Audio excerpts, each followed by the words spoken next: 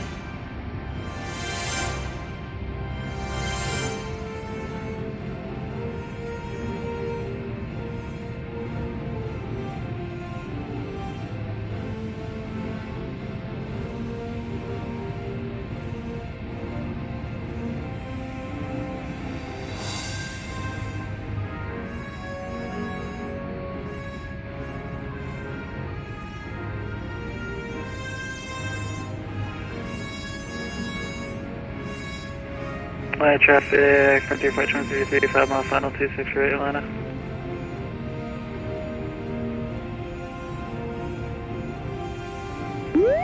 Subscriber ahead. Look up.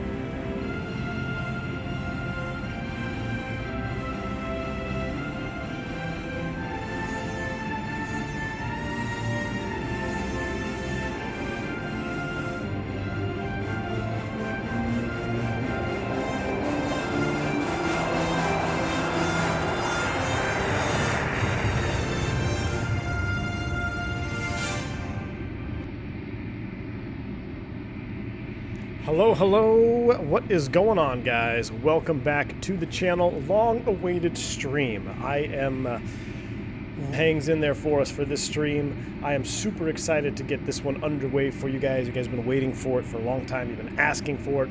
Apologies this morning. Internet was just not having it, man. I was dropping like 60 to 70 frames. It just would have been a stutter fest, and for a stream like this, I kind of really want to make sure that it's as smooth as possible. Now, the internet is not being perfect right now. It's dropping more as I speak here, but hopefully it will hold out. Today is just one of those days where it doesn't seem like it wants to cooperate. But we are in the FCLabs A320 in prepared, or P3D, P5D, whatever you want to call it. Lockheed Martin's simulator version 5.1, and we are going to start today in a series of streams for getting back to work, where I'm going to go buy the book, try to do as much checklist as I can, really interact with you guys during cruise, talking Airbus systems and stuff. So it's going to be a little bit slower off the gate. We're going to go through the flight plan, and it's going to be a lot of fun. Also, I guess one of the biggest parts of this sim platform is using this FS Labs ATSU ACARS program, and they also have the DCDU function as well, but I don't know if if we'll get into that today. But I did leave it installed in the aircraft as well.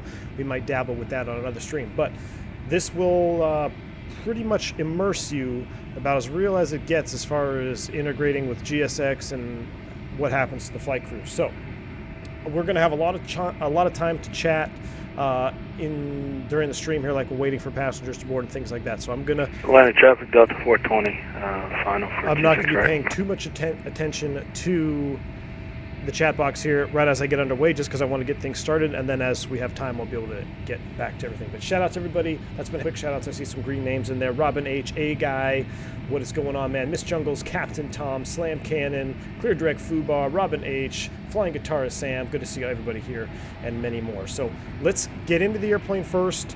Let's pretty much, cold and dark. This is what's going to happen. Now, this was supposed to be an early morning flight, right? But it's been delayed. So what happens when the crew first gets to the aircraft? So let's go ahead and hop into the airplane. It is completely cold and dark. So first thing we got to do is, of course, go through our preliminary cockpit flow. Now, you'd come in here, and I've already done this in the professional series, and I'll probably leave my flow patterns and stuff for recorded videos. We're making sure the gear lever is down. This is engines are off. This is normal. Flaps are matching the position that they are outside. Come up to the overhead here, and we're going to go ahead and check our batteries. 27.9, 28.2. That's good. We'll go ahead and power battery 1. That powers the off light for battery 2. Both batteries come on. And let's go ahead and establish electrical power to the aircraft.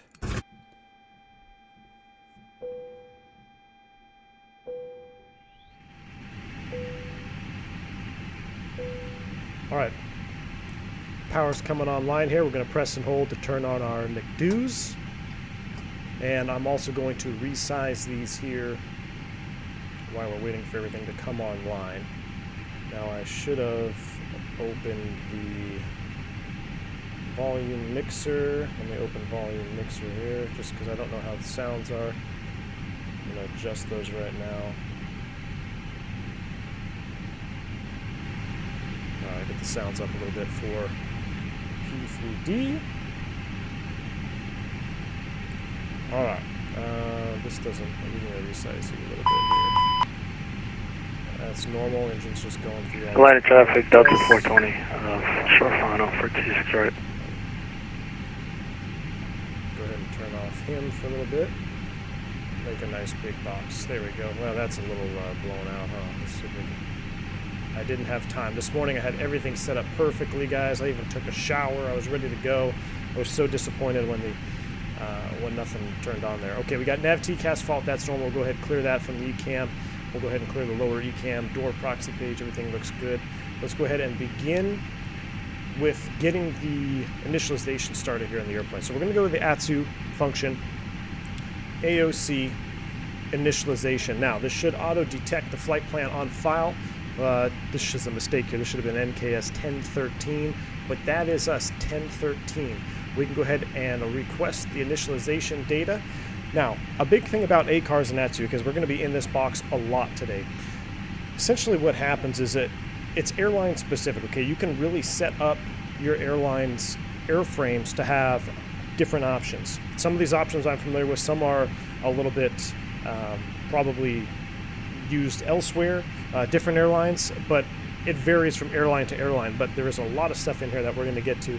It makes for a really cool immersion and just a little extra step that we do not see in the X-Plane platform or the Flight Simulator 2020. Turn the sim volume down a smidge. We'll do that. We'll go ahead and turn Lockheed Martin volume down a little bit. Let me know how that is. It is first time with this sim, so let me know if that's better. Okay, initialization received. That's good. Now, one thing I want to set up here, operational flight plane data. So notice this was originally filed for 1750Z. That's incorrect. Our new proposed departure time is 2050. So I'm going to set that in the box there, and that gets it back to green. Our block fuel per our release is 14,000. How do I know this? I'm going to pull up my PDF here. We've got our flight plan from Navigraph. We're going to go over a lot of this here a little bit later. One thing, this airplane, so I'm going to go over all this stuff while we're waiting for the passengers to board, but I kind of want to skip ahead and get the boarding process started. That way we can pay attention to all this other stuff here. But as far as block fuel, this is what we're looking at here. I'm going to turn on my highlight function. Oops, that's not the highlight function. Close that. There we go, highlighter. And where were we? Back up here. There we go. Let's zoom this in so you guys can see a little bit better probably. Alright, scroll it down. Here we go. Plan gate fuel right here. We are looking for 13.9. That matches our flight plan data from the ACARS. That's 14,000 requested. We got 440 taxi fuel. That's what matches here. Trip fuel all the way down to Tampa is going to be 6466. That matches our paperwork up here, 6466. But the big one we're looking for is our planned gate fuel. So we are just shy. We're not just shy. We're a little bit shy of that. We're 4,200. So we do need to get everything set up here. So we're going to go ahead and send that data off. We are going to refuel via GSX. That will start the process. Refueling service requested. Now, I'm also going to skip ahead to the boarding. This is what we are expected to load from SimBrief. We're going to get updated messages as passengers arrive. We also have a company message here, as you can see here. Now, one thing, these screens are a little bit, in P3D, I noticed they're a little bit blurry, so I do have to pop them out a lot. But company message, AOC, received messages. This is going our slot notification. I'm going to go ahead and print that. That's going to print out of my printer over here. And I'm going to tear that off so I have that. This is basically some release information. Our takeoff time, 2109. Estimated off block time is 2050. No delay right now, and they're estimating a 19-minute taxi. But this is just a slot notification from the ACARS. We'll receive that. That looks fine. All right. We've already sent for fuel. Last thing I got to set up here, and you wouldn't really set this up. You'd kind of set this up with flight attendants. I'm going to go ahead and start catering. I'm going to request catering. But we are going to set a boarding time. Let's use LSG Sky Chefs. We're going to use those suckers today. I'm going to say begin boarding at 20:04 more minutes to start boarding. It takes quite a while. It boards in real time. So 20:05, we'll start boarding at that point. Now that we've got our basic ACARS initialization set, and I know I kind of blew through this here as I was trying to set it up, we can start doing our normal stuff in the airplane, like going through our flows. Now, in real life, I wouldn't really jump through all this stuff initially because it's more of an interaction with the crew members, right? We discussed with the gate agents, yeah, send them down on time or send them down at 5 after. Is the airplane fueled, catering? That stuff is kind of already taken care of. But in the sim, you have to set it up yourself, and it all happens in real time. So that's why I kind of went through this fast just to get this all started. But it's really cool. You could also, this is also very realistic. You could send an ACAR saying, hey, request to tell the gate agent board at 20:05, or maybe maintenance is coming up and the FO is just coming around from his walk around and says, hey man, we gotta, we need to get some speed tape on something outside. It's gonna take a little while. We can set the boarding time. Hey, maintenance says, let's request boarding at 20:20Z. Then you could send them an ACARs like that. But the fastest way of communication would probably just to go tell the gate agent yourself. All right, so we've got the basic stuff set there. Now let's go ahead and get back to our airplane stuff. Let's go ahead and turn on the FO's McDo as well. Press and hold, turn that on. And back to our overhead flows here. So we're coming up to the overhead. Crew supply oxygen can come on. Looks like the fuel truck just showed up. That's awesome. Sometimes you really gotta wait. And we'll go ahead and begin our on bat. Remember, we wait for the on-bat light to illuminate and extinguish. That way, the aircraft can revert to battery power. Now check this out. I'm going to zoom outside here just because this is cool. Oh my gosh, I left the PDF on the screen. Sorry, guys. Wow, I fixed it. So that PDF thing, when I minimize it on my screen, if I don't minimize it in the OBS, it gets in the way. So it's pretty annoying. But check out this detail from the fuel truck. I know it's pretty loud out here, but we got, look at these guys here to the engine, but I give them props for credit. I'm going to turn down the sim even more. This is pretty loud, all those trucks showing up here. But, I mean, this is the kind of detail we got. Looks like the catering trucks just showed up as well. So, catering truck just showed up. They're going to start catering the aircraft. And we'll go back to our normal thing here. So let's go ahead and do our fire test. Engine 1, Engine 2. Now I can leave that on and I can also verify. I got my fire lights here. I got my master warning. I got the CRC and I also have a fire light down here in the center pedestal. We'll go ahead and reset that. Those have been set. Fuel pumps are off for fueling. Let's go ahead and turn on the dome light in here.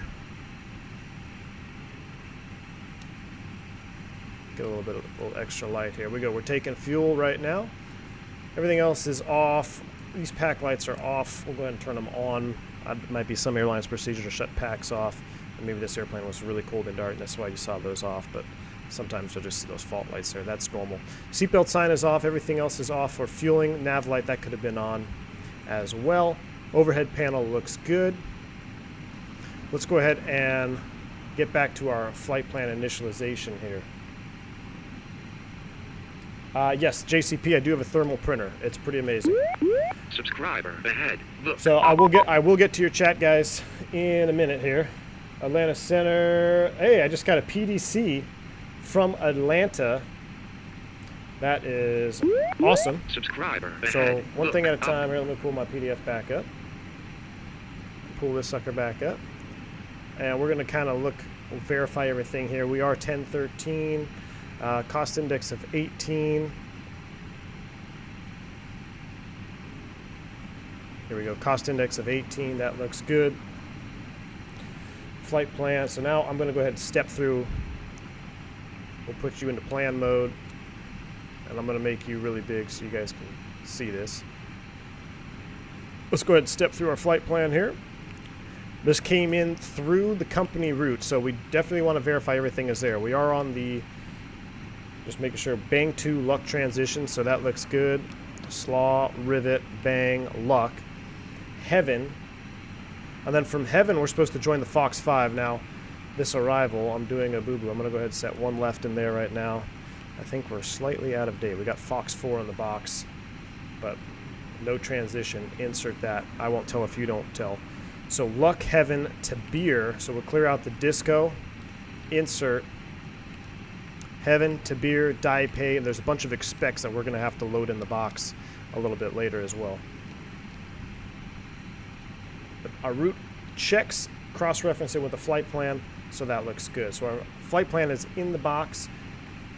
You guys know I do the secondaries. You do the secondary in real life as well. Now, the only problem is if you do a secondary flight plan and you want to get ACARS gate arrivals, it conflicts with each other. So we are going to simulate doing the secondary flight plan. You guys have seen me do it 100 times. You go ahead and initialize Atlanta to Atlanta, set up an approach back into Atlanta just in case you have to come back around, and you're good to go. I'm not going to set it up. It's fully functional in the FS Labs, but if I want ACARS gate information, I got to leave my secondary blank. It's just a bug right now. So we're going to skip the secondary. RadNav page. Nothing to put in there. Init B, 0 fuel weight and block fuel. So I'm going to leave this blank until our fuel is fully loaded and we get some information from dispatch. In the prog page, we can go ahead and put our Atlanta in there. We're going to do Atlanta. I don't know what runway we're going to take off, so let's go ahead and find that out, right? Let's go ATSU, AOC, departure 8 ascend, and we'll get an ACARS. There we go. Company message, received messages, Atlanta departure, ATIS information, Juliet. I'm going to go ahead and print that off. I got to adjust my printer location on my microphone. So, all right, I got my information, Juliet here. I printed it off through the ACARS printer, departing 26s. So we are going to have to change that. Let me check my clearance here, make sure it jives with them. Luck 2 jets maintain 10,000 feet. So we'll go ahead and set 10,000 feet right there. Jets, maintain 10, expect flight 350 10 minutes after departure squawk, expected runway 27 right, call north south end ramp taxi with call sign ATIS and spot number, PDC end. Thank you, Jack. Appreciate that, sir. So we are going to be expecting runway 27 right. So let's go ahead and change that in the box here. Oh, look at that. That actually... We did plan for 27 right. Wow, we actually know what we're doing. All right, 27 right is already in the box. Never mind. I thought we had to do a runway change. Scratch that. All right, you can see the airplane has just started boarding. So it's going to take a minute. So let's go ahead and go back through everything.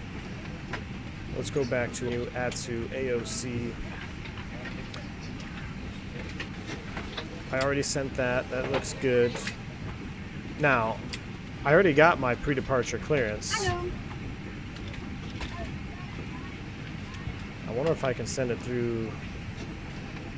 So we're going to save this with a different stream. I don't know if he'll let me do it right now, but this is functional. You can actually set up and receive, like you get your PDC through V-Pilot, you will actually get your PDC through your ACARS in the real airplane. But we'll go ahead and just leave it blank for now. What I do want to check, though, let's check the Tampa arrival information so we can make an announcement to the passengers. Okay, Tampa, METAR, we'll send that off. And then we also want to set off a perf when we get one of those. Let's see, receive message. Here's our Tampa weather. We'll print that off. Tampa looks pretty good. 3023. Just good old Florida weather. All right. We are looking at the one I printed off for Atlanta, 3029er. Set once. And set twice there. We're still refueling. Alright. So we're going to go ahead and hang tight now. We've got our weather. We're waiting for our fueling to finish. Once our fueling finishes, we should get a fuel sheet. And then we have more to do. So right now, typically FO will probably leave this side on the perf page there, wait for perf data. Mine will probably be on the flight plan or just whatever as we wait. It's kind of a lull spot here. We'll start our briefing. And before we do that, let's go ahead and throw our squawk code in the box here just because this came nice and early. Squawk 2, where are you at? 2072. Oops. 2072. For VATSIM purposes, we'll just turn everything on. Again, I don't know in the FS Labs if I need to do that for V-Pilot, but we're going to do it anyway. All right. We're finally starting to get things going on. Yes, I am DJC. I do have a printer hooked up. Just getting back to the chat now here as we let the passengers board, and we're going to be waiting for a couple of preliminary load sheets so we can start doing some preliminary weight and balance. What we do want to look at, though, is our Navigraph. So let me go ahead and pop these on the screen for y'all. We are going to be on the Luckin. Or no, was it Luckin? Bang 2. Luck transition, I believe. Bang 2. See if I can make this bigger. I really wish we had a tablet. I think the 321 has a tablet, but... Alright, off 27 right. That's a westbound runway. Out to Slaw, Riggs, Rivet at 250 knots. Bang. Initial altitude 10,000. That's what we got PDC. 10,000 is in the box. Out to Luck. The only restriction really is 1527 off the runway, then Rivet at 250 knots. That shouldn't be a problem. Transition altitude is 18,000 feet. So we'll just go ahead and... Speed restriction, accelerator 250 if unable. Not a problem. So... Let's go ahead and do a brief right now. It'll be a left seat departure. We're an Airbus A320. We're planning on going off 27 right from Atlanta. Taxi out 27 right. We're coming off, I think we're 5 south, right? Because we're ramp 5. We're on the other side of this concourse here. So we'll be coming out of 5 south. We'll probably get Lima Juliet 27 right, or maybe Lima all the way down, Lima Alpha. You give us some variation to 27 right. No hot spots to cross. Just make sure we pick the right parallel taxiway on the way out there. 27 right's a long dry runway. We got 12,390 feet available for takeoff. If all goes as planned, we're going to continue straight out on the SID, which we already reviewed, the Bang 2 departure up to 10,000 feet per PDC. If we lose an engine, it'll be my decision to reject, maintain aircraft control, 5 tennis stations, and ECAM actions. And then the FO does this spiel. And so, you got any questions? No questions. Good evening, ma'am. How are you? I think we're pretty good. All right, so fueling is done. Our brief is done. Looks like our fuel is done. So we've uplinked 3220. We're going to go ahead and send off our fuel report. That is off to them. I'm going to go ahead and get the fuel pumps on. And we're 35 at 178. Still a little bit early to start the APU. We are balanced, 54, 54, 50. We're looking good there. What's our temps? Temps are fine. So you know what? We'll hang on starting the APU. So we're gonna just hang tight on starting the APU. We'll leave everything else off for now. Let's come back here.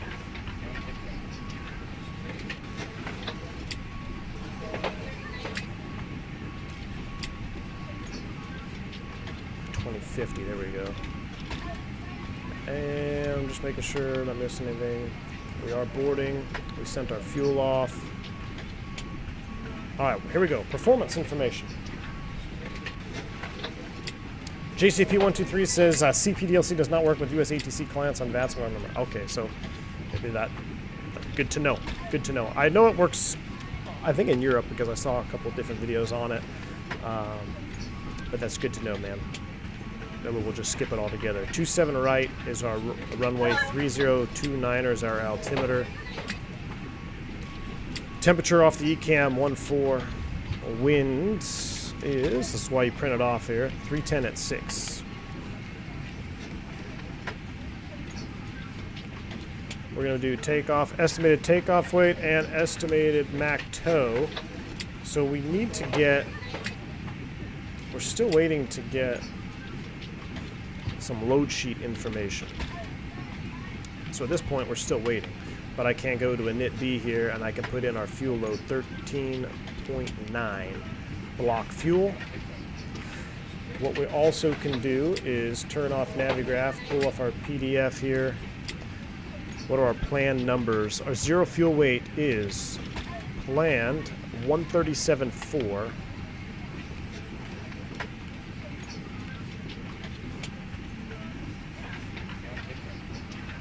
Move this over to the right.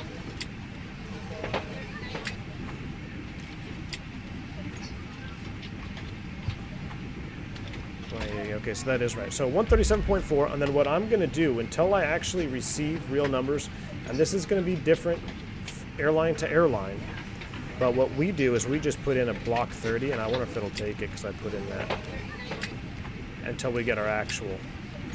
There we go. So we set, when you see 30 even there, that's a preset, and then when you get your actual, that will change. 137.4, 30.0 is set. 13.9, we're looking at 37 minutes extra gas. Did we file an alternate? I believe we did. Alternate was Orlando, so we need to put that in the initialization. Nope, it already is in there. MCO is the alternate, so we're looking good, guys. We are looking real good.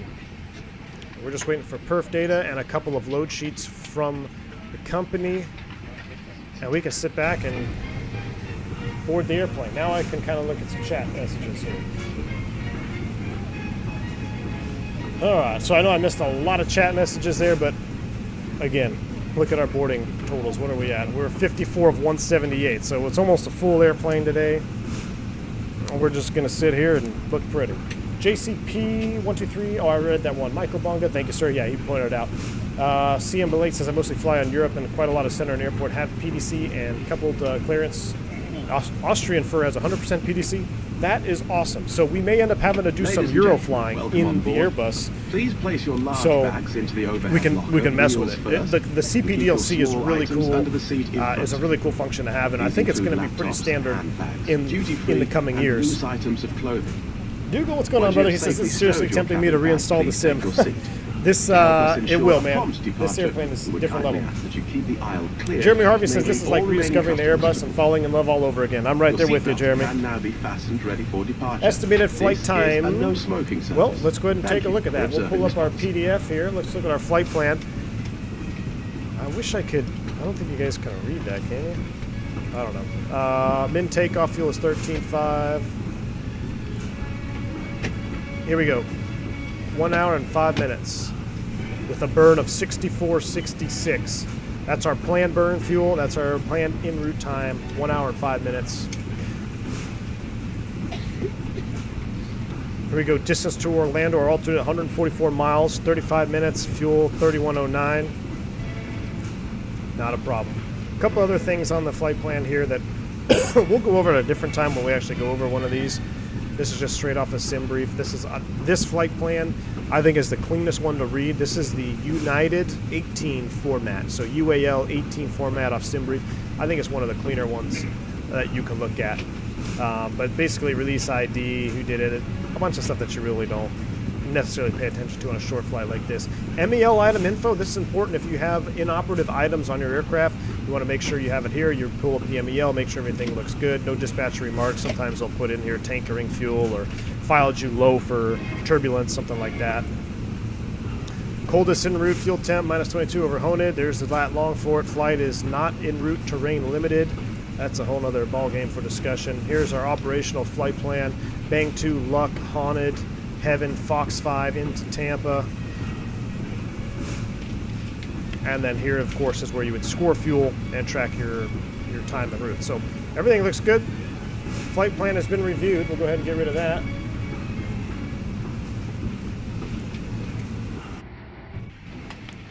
We have a company message. Let's get to that. Aviation That's Fun says, how's the day going? Hey, man, it's going a lot better now that we're up and running in the stream. You can increase the boarding speed in GSX if you want to. Yes, I do, but realism, man. This is kind of what we do. Our departure time is 2050, so we're looking plenty good. Company message there. I bet you that's some type of load information. Let's go ahead and pull that up. We're going to go McDo, ATSU, AOC, received messages. Here we go, load sheet. This is a preliminary. I'm going to go ahead and print this one off. But since you guys can't see the printed version, this is some basic information there. Atlanta, Tampa. Make sure you have the right tail number. We're 611 November Kilo. 0 fuel weight, 137.4. Takeoff fuel, 13,560. Takeoff weight with the max takeoff weight. Some other stuff they generated. Passengers 178, so we almost got a full boat on here. Here's our MAC 31.8. That's our estimated max ZFW that we could put in the init V page, 31.8. Or in our MAC takeoff weight is 30.7.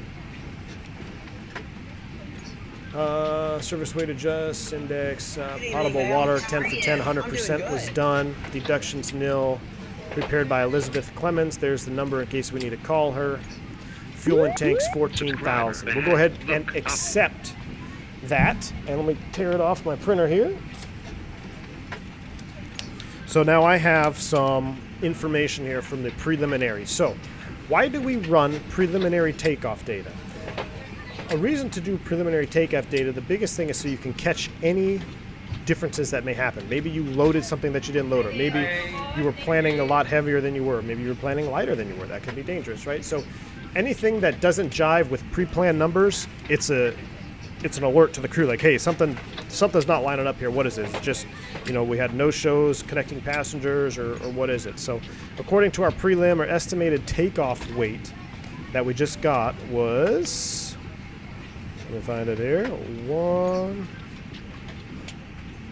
0 fuel weight, takeoff 151.0. So takeoff 151.0. Estimated MAC tow is, I gotta find it here, 30.7. So I would highlight that in real life over here. All right, let's go ahead and send those off. We're gonna do optimal. We're not gonna necessarily do a toga. I know we love to yoga on this channel, but we might have to flex it today because we are back to the back to work streams, right? I don't want to go back to work and just throw those thrust levers into yoga. Send it. Be like, hey, you're supposed to flex to 69. Like, oh, whoops. So I sent off my preliminary data. So we'll go ahead and continue to chill out here. I've got my prelim data. I've got my ATIS over here. Cool. Just keeping track of all my papers. All right. Austin Kelly says, I can't wait for more back to work vids. Yeah, man, we're not going to do them all in a row, but we're starting off this week with one. Then we'll probably dabble in FS 2020 again. Then maybe we'll dabble in X-Plane. Then we'll hit another back to work. And as the month gets closer to ending, and I actually get my schedule. I actually bid for my schedule in January, guys. Pretty excited about that. I'd be lying to you if I said I wasn't looking forward to getting back on the line. But we'll definitely be doing more streams. We'll probably do a handful of these. Trina says, hey Cap, on the perf request page, you can also hit the corresponding line selecting on McDo to auto-load the win, temps, and QNH, a little shortcut if you like. Very awesome, man. Appreciate it. We'll get to our wind data here in a minute. So as far as weather goes, I didn't download any third-party weather add-ons because I wanted to use Rex Skyforce, I believe, but I don't think it's 5.1 or it's not verified yet. So I'm running default weather, which kind of sucks, I know, but it gets the point across, right? So when they have a stable version, if we're still doing these, I'll go ahead and pick it up. But I'm trying not to get sucked into this P3D platform. You can lower GSX volume and GSX on the ribbon bar of the sim.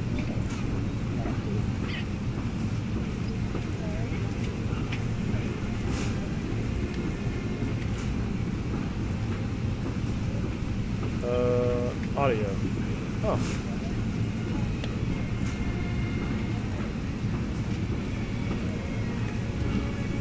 Oh, we need to be restarted. Rip. Well, we'll just have to leave it a little bit louder, I guess. It is a little loud. You hear that baggage loader going, but what we can do is we can hop outside. There we go.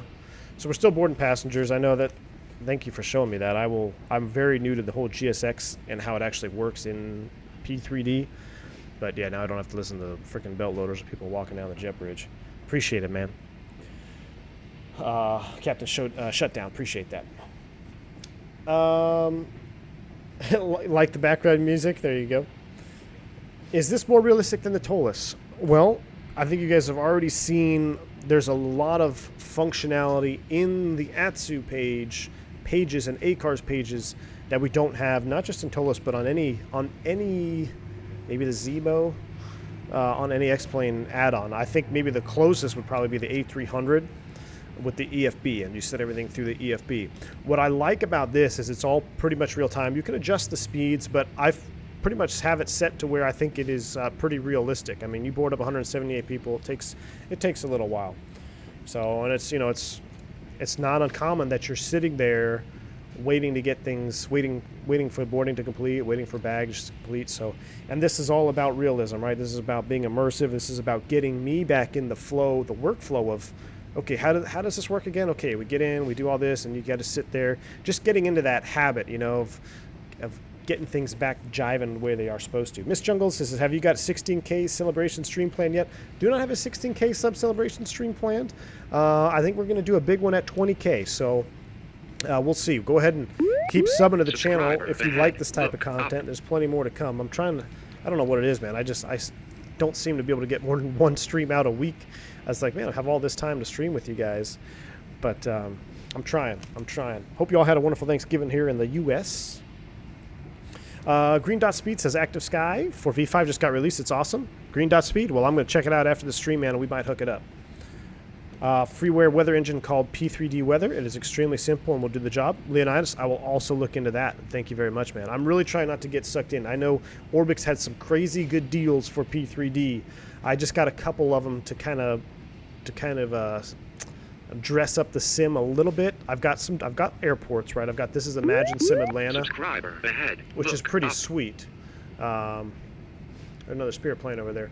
Imagine Sim Atlanta, and I got Flight Tampa, and I've got some, Orbix basic stuff, but I'm trying not to get sucked into this sim because I've got so much invested in X-Plane and FS 2020 on the horizon. So I'm really trying not to, but I don't know. You start dealing with functionality like this, it's yeah. Anyway, can you explain diffs rips? Okay, diff. So it's diffs rip. It's DIFSS. So real quick, we'll go over it since we're waiting here for everything to load. We got a company message as well, but basic diffs riff, right? You go data, aircraft status. You want to make sure you have a current nav database. Make sure everything is you're in the right airplane. A320-200. Initialization for I, and I'm just going to spell it out. DIFSSSRIP. That's what the acronym you're looking for. So initialization, you want to make sure you do initialization. F is for flight plan. Make sure you go through the flight plan if it's been uplinked or you have to input it manually. S is for your secondary initialization. S is for your secondary approach. S is for your secondary perf. The reason I'm skipping loading a secondary flight plan right now is because you all know how to load one by now if you've been around this channel for a while. It is a huge function. I love it. But I want to show you guys gate information. I think it's more fun to have random gate arrival information through ACARS, and there's just a bug right now with FS Labs. If you do a secondary, you won't get gate info back. So we're going to leave our secondary blank, but those are those 3 S's. R is RadNav page. Atlanta 116.9, these are auto tunes. If I wanted to hard tune a VOR, I could. This is an RNAV departure. There's no need to hard tune anything out of here, so I'm going to leave it small. If I wanted to hard tune Atlanta, I could just type in ATL and put Atlanta right there as well, or I can do a localizer frequency. That's your R. I, again, is for init B, making sure you check your zero fuel weight and your zero fuel weight CG, which we have to do here very soon. P is for Prague. I'm going to do, oh, I got to put the runway in there. K Atlanta 27 right. Make sure GPS primary, nav accuracy is high. Anything else that you want to be checking, cruise altitude, optimum altitude, recommended max. That would be 1P, and then the last P is your perf. So I know I ripped through that real quick, but that's your disrip in a nutshell for you. Now let's go ahead and see what message we got here. That's probably another loading message. Good morning. Receive messages. Here's our performance. Here we go. Print this off. This is our planned perf. Aviation Finance says, we be flying the banana. You got it, sir. Jeremy Harvey says, I've already started working on an updated music for 20K. Jeremy Harvey, man, that makes me very excited, man. I'm glad to hear it. I put the 7K sub music on there today just because it changed it up, and man, it's beautiful. All right, here's our planned performance numbers right now. These aren't final, but these are our planned numbers, right? So Atlanta 27 right, winds and temps, everything in there. Anti-ice off, runway is dry, temp is 14, packs on. Next page, I printed it out so I don't have to look at it in this format. Requested takeoff weight, requested MAC tow, stab trim down 0.4. Here's our performance V speeds for 27 right, 55, 55, 56, flaps 1.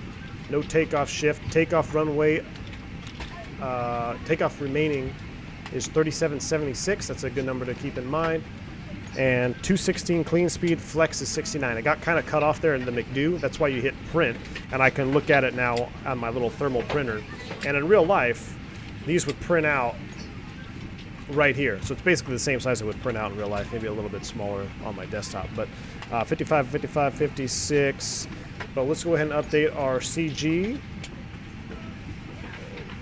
We said it was going to be requested MAC tow 30 points. Oh no, that's not for our zero fuel CG. So we're still waiting. But I think those speeds are going to be right on. So let's go ahead and upload those speeds. 155, 155, 156. And we're going to do a flap 1. Flex of 68 degrees. Subscriber ahead. Engine acceleration of 2488. Thrust reduction. Now, we don't put the THS down here, but if you click this, like you can have it set up all European. I think that's how a lot of European guys do it. But this does nothing here in the narrow body if you set your THS. That's your trimmable horizontal stab. I believe in the wide body it will auto trim after engine start, but not in the narrow body. Our company procedures, we don't do that, but that's what it looks like if you wanted to see it. So we pretty much got our speeds. We're waiting for final numbers. What are we? We're 10 minutes prior to push. Let's go ahead and fire up the APU. Get those on. We'll get that on. Prime the APU. Arm U. We've already done our brief. Everything else looks good. Let the APU come to life here.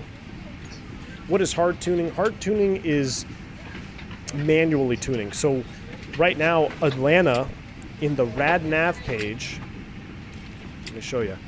This is what we call auto-tuned. And this is going to auto-sequence throughout the flight. It's going to go to Atlanta, then it may go to Charleston, whatever the closest VOR, and there's a whole sequence that this box goes through auto-tuning different VORs.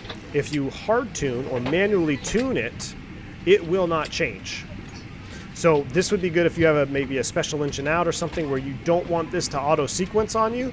then you can hard tune something here in the box. But I'll go ahead. You know, we'll just leave it hard tuned so I can show you after we hit 10,000 the difference in the two VOR systems. But this is hard tuned. You just put it in manually. Flap is open. Let's go ahead and fire up the APU. Oops. We'll go ahead and fire up the APU. Berto360, what's going on, man? He says, hey, Captain, thank you so much for the $5 bomb, man. Appreciate it.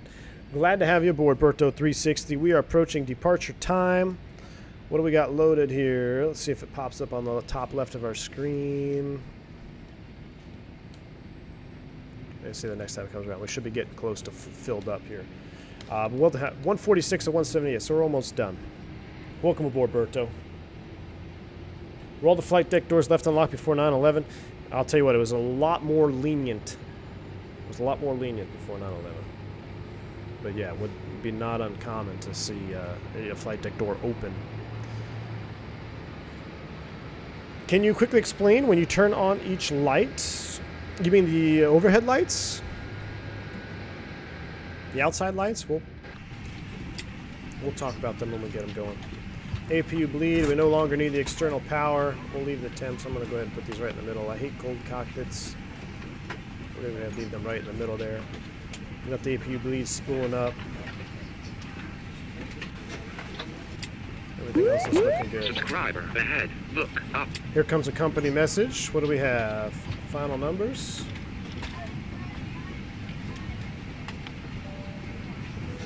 Here we go. Perf takeoff info. Let's go ahead and print this one out. Ah, this printer is in a bad spot for live streaming. Takeoff shift. I saw that pop up in the chat. So takeoff shift, this is basically if you do an intersection departure. So if I would have sent performance numbers for an intersection departure. So let me pull up my Navigraph and show you. Airport page 10.9. So let's say I put in, I want to depart 27 right from Lima Charlie intersection. I don't know how many feet that is. Let's say it's 130 feet. This would say 130 in the takeoff shift because that would show you, because this is not going to say 27 right Lima Charlie. This is always going to say 27 right or whatever the runway is. But when you look at your shift, you can verify that you do have the intersection in there and it has correctly deducted the remaining available runway distance for departure. So takeoff shift, that's a big one to check, especially if you're doing if you have a NOTAM where you're taking off from significantly down the runway. And you can also manually enter a takeoff shift, but the way I've dealt with it is it's always been auto. So this isn't functional. One of the things that's not functional in the FS Labs is a full uplink of perf data. So, but what we would do is we would hit the uplink button here, and it would give you a different page that says upload from perf, and you would say yes, and then it would auto-populate this entire box, including the takeoff shift, if you had sent for a intersection departure. Thank you.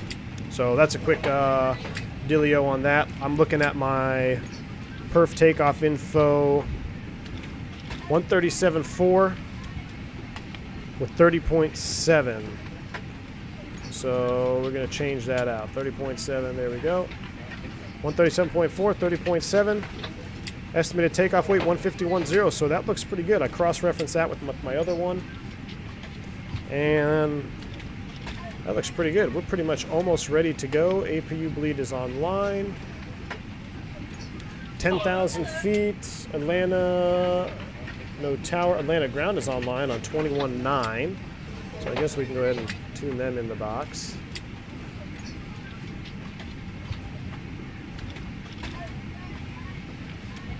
We've already done our brief. So let's do a before start checklist to the line. Maintenance log and tail number, that's on board and check. Cockpit prep, that is completed. Gear pins and covers removed. Signs on auto. ATSU. Nav. Fuel. We have 13.9 on board. What do we need for takeoff? Let me pull my PDF here. Planned takeoff fuel, 13.5 required. 13.9 on board, so we're planning this really tight here. 400 pounds taxi. Altimeters 3029 set both.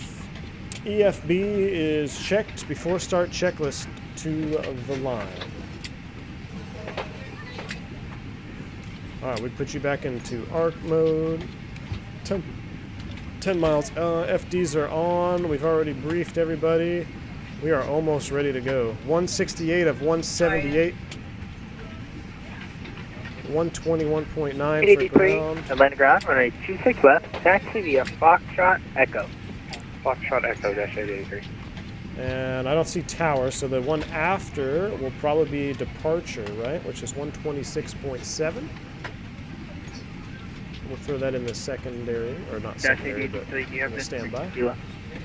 Yes, we have kilo. There's ground, and then departure. I don't see tower online yet, so that should be good. We'll leave our DCD views off since we're not operating those today. But yeah, we are almost ready to go, guys. We are 10 minutes prior to push, and we are just about done. So this is when I start, like, let's go. 172, 178. Come on, let's go. Let me just go over my clearance one more time. Maintain 10,000, expect 35010 after. We don't want to blow through that. Departure frequency is 32.9. Oh, so he actually has 32.9 in our PDC, so we'll do that. We'll do 132.9. 132.9 is set. Squawk 2072 that's in the box. 27 right, call north south end ramp taxi with call sign ATIS and spot number. Let's get an updated ATIS. Now, one thing I have not checked. Do these jive with VATSIM? So VATSIM ATIS is information kilo. What do we have here? Juliet still. So we're gonna stick with kilo when we call for taxi. All right. I know we're missing a lot of chat messages, but we're back to work. One more passenger to go, and then we are ready to get out of here, guys. So we'll call with kilo. Real quick, I just want to verify we are indeed... we are Dixie 3, so we're 5 south with kilo. 5 south with kilo, probably Lima Juliet. That's what I'm expecting. All right, boarding is complete. Let's go ahead and beacon light on. Let's go ahead and prepare for push and departure.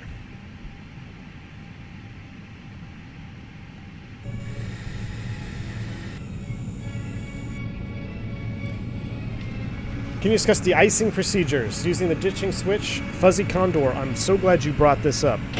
Then maybe the next back to work stream we are going to do full-blown de-icing. We're actually going to de-ice the aircraft with GSX, and we're going to talk everything winter operations in the next one.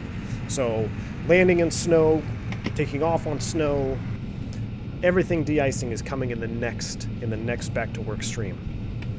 Glad you brought it up. You could change to VATSIM in McDo, says Mr. Swede. Well, let me take a look at that. McDo, where would that be? So, I mean, there's so many things you can change. Tow trucks in motion. Doors closing. Yeah, we'll figure it out next time. What do we have? Atlanta approach. Departure is 25.7. The reason PDC 32.9 is because that was not on one is issued. Appreciate it, Jake Greenbaum. Thank you, sir. Hello, Captain. 25.7.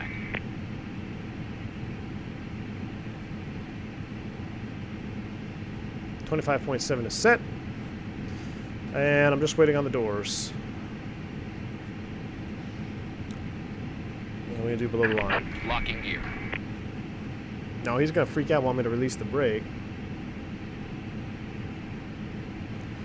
This is one thing I don't know how to... I don't know if I trigger these or if I just have to wait. There we go. McDo, ATSU. We're going to leave that up here real quick. What do we got? Received. Load sheet. Here's our final. Print. Accept. Obviously, look for the accept it. So here's our final numbers, guys. 0 fuel weight, 137.4. That was what we were planning. 151 even. We're just a couple hundred off. 178 plus 2. Max 0 fuel weight, 31.8. Back takeoff, 30.8. Fuel in tanks, 14 thou. And All right, guys, that looks good to me. We've got everything we need. Dash 883, contact departure 125.7 today. Let's see if they're doing announcements back Over to here. approach, Dash 883. You can. I didn't have my PA stuff on, but you can actually listen to them doing their things back there as well. Just going over the final numbers: 151, 137.4. That looks good. Okay, so we are good. Everything's the same. We're kosher.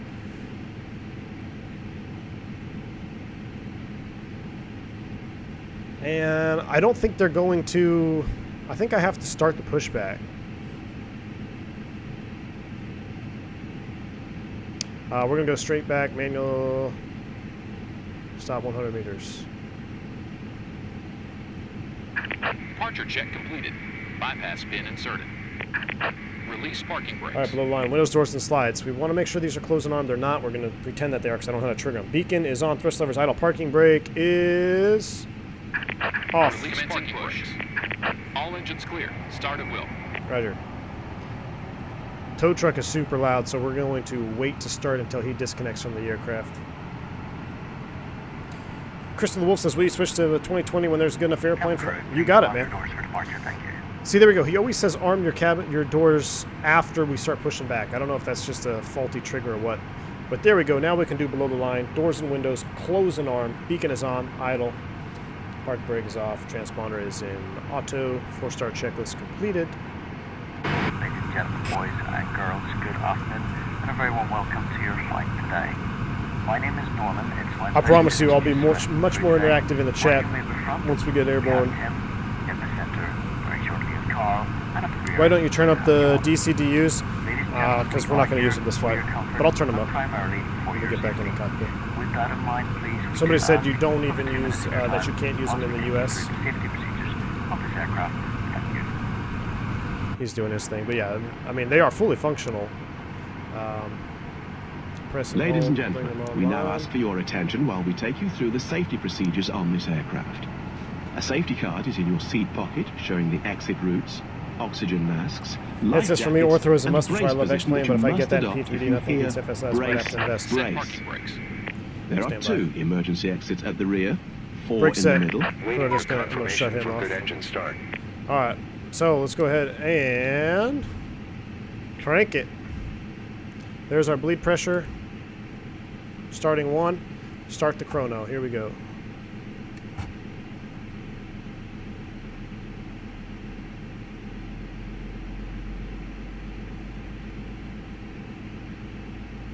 So notice the start sequence is a little bit different here on the FS Labs one. It takes much longer to start up, which is correct.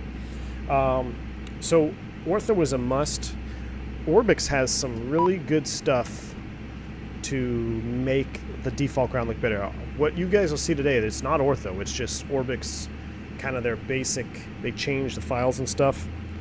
You guys check it out. From high altitude, it looks pretty darn good. And I didn't even buy their HD, like Florida, which I was super tempted to do. Alright, so here we go, 40-40, we're looking good, 2468, we're pretty much at a good start.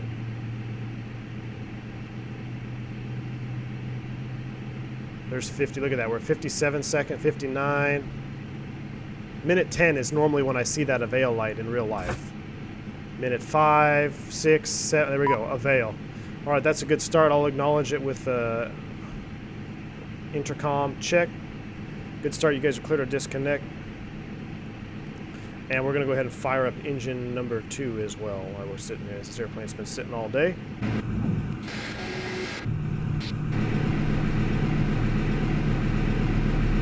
Was that an EasyJet cabin announcement? So, shout out to FS Labs for at least having announcements. I know you can customize them, do it all yourself. Or not even yourself, but you can download airline packs. I just haven't got that far. But I do have to change the cabin announcements. If you right click, you can get rid of the menu bar at the top.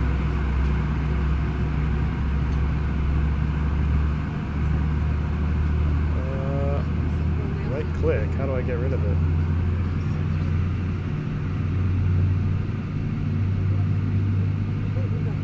Man, if you can tell me how to get rid of that window bar. Hide menu bar?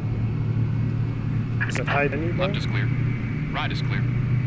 Ah! You're a legend. See, I'm still very much learning P3D. But I know Airbus, but I'm very much learning P3D. All right, we got 2 good starts. He's showing me the pin out front there. That's cool. We'll give him a flash with the light. Ding, ding. We are avail on number 2. We'll go back there. Arm U. Flaps 1. Off, off. And those packs should kick on here any second. Stand by. Dougal says over 400 people watching and only 208 likes. Come on, good people. Smash the thumbs up. Show your appreciation. Hey, shout out to Dougal for reminding people. I appreciate that. Yeah, if you guys hit that like button for me. I think we had 100 likes before the stream started. So that doesn't even count. We need to get 400 likes on here. Go ahead, hit that like button for me if you haven't already, guys. Guaranteed not to catch COVID, I promise you. All right, we're going to call it 5 South. So we're going to go ahead and release. And we'll call ground here at 5 South with Kilo.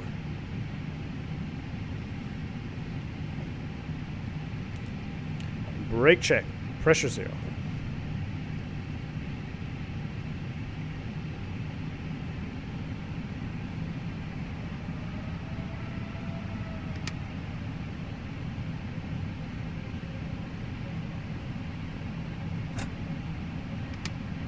Atlanta ground, good afternoon. Spirit Wings 1013, 5 South, Kilo.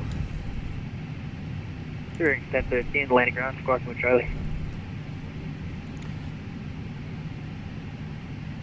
Squawking mode Charlie for 1013. So I set that on VATSIM. I think that's what I have to do. That could be a Lima Juliet Mike. Lima Juliet Mike 27 right for Spirit Wings 1013. All right, Lima Juliet Mike, just like we planned, guys. So that's one thing I got to get used to. Mode C is on the VATSIM panel, so I think that's what he needed. But we got it on, we got it running, we're taxiing out.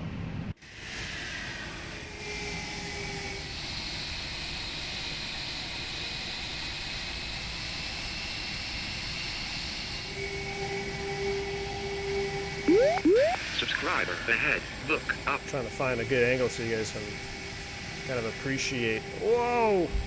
So the tiller, I'm using my yoke like I always use for a tiller.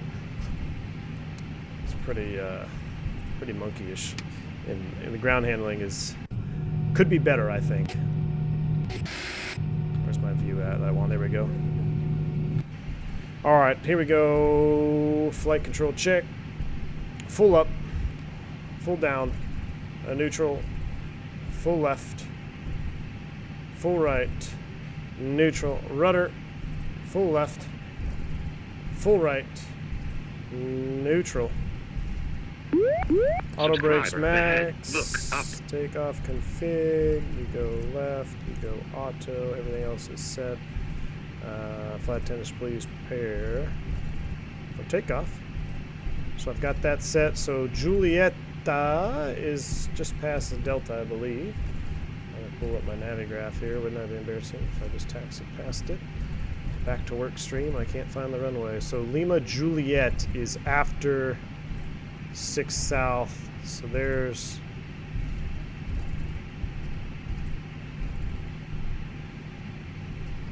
Lima Juliet Mike. So it's the second one. Look at this. Check this out. Cabin calling. Hello, it's Norman. Let's cabin secure for takeoff. Copy that, Norman. Thank Thank you. Wow. So as soon as Mateo Chewy, thank you for the donation, man. As soon as you donated, the cabin actually called. So I got an actual cabin call. I gotta go ahead and reset that, go back to COM 1. Actual cabin call the same time that you donated, which is the same sound. That's too funny. Thank you, Mateo. It says P3D is one hell of a money black hole. A little contribution for the expenses, Captain. It sure is, man. Appreciate the support on the channel. You guys did help significantly getting this content to yourself with your donations. That's what I do. I reinvest into the channel to make this content for you guys. So I'm glad you appreciate it. Thank you for all the new subscribes there. Appreciate it as well. Omar, what's going on, man? Hello, how are you? I'm doing good, man. Hope you're doing well, bud. All right, so let's go ahead and run a after start, which I should have done way back there. Engine ice is off, yellow electric pump is off, rudder trim 0, start checklist complete. Let's go ahead and do a B4 takeoff. Gross weight comparison. What do we got? is complete. 151.1, 151. That's what we planned. So we are good there. Ghost rig person is complete. Pitch trim, 0.5%. Right about there. CG set. V1, VR, V2, flex. 155, 155, 156, flex 68 set. Flaps. They are config 1 plus F. Flight control or flight instruments checked. 1 FD2. Flight controls checked. ECAM memo. Takeoff all green. ECAM status checked. PWS is auto. TCAS code set. TRA cabin crew advised. Mini brief is complete. And below the line takeoff runway. We're going to 27 right. Confirm. Fuel 14 or 13.5 required. 13.7 on board. We got to get off the ground quick here. Engine mode selected normal. Bleeds and packs are set. For takeoff checklist complete.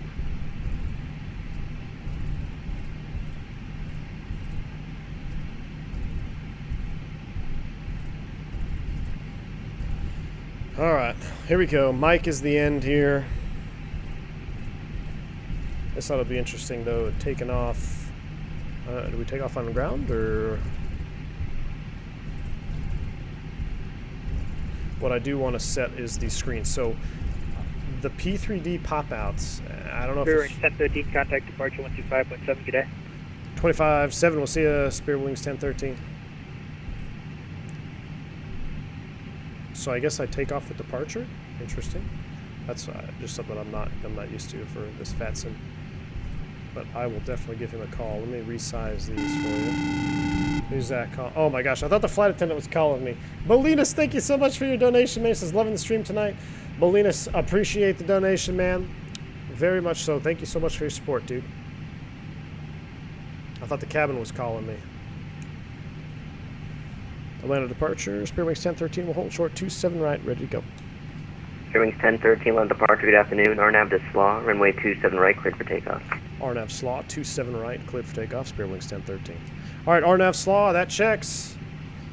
Let's get out of here.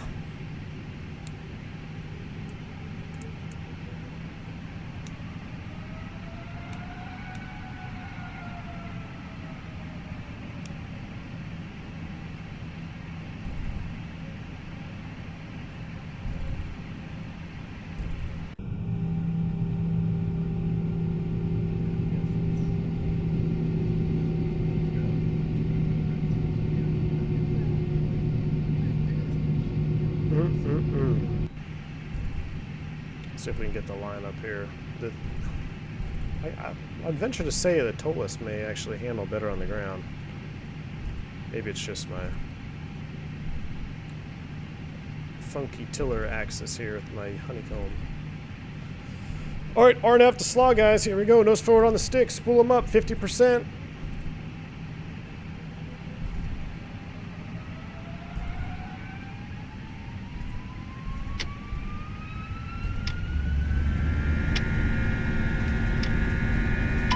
Man Flex, there it is. Man Flex, SRS, runway, auto thrust blue.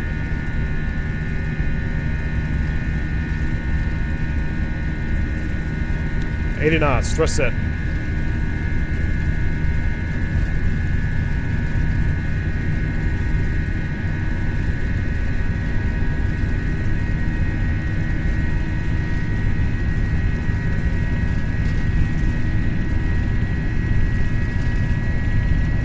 V1.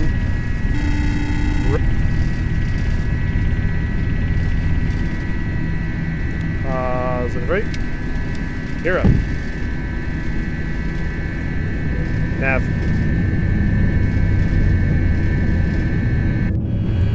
Thank you so much, Cipollino, with the $25 bomb. Dude, you got me again with the donation on the takeoff roll. I had my heart jumped itself there. He says, hope this helps, takes the bite off those P3D add-ons. Cipollino 59. Thank you so much, man, for your support. Thank you for that contribution to the channel. Very much appreciated, man. That'll definitely help. All right, here goes our, remember, positive trend on airspeed.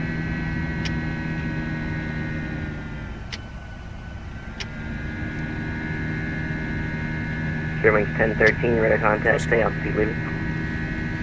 3,000 for Spirit Wings 1013. Spearwings 1013, climb and maintain 14,000. Climb and maintain 14,000, Spearwings 1013. All right, 14 blue, climb and maintains, that's unrestricted, open climb is set. I want to do a little flap retraction here. Probably a little bit premature there, but I just want to show you the sounds. Not too shabby.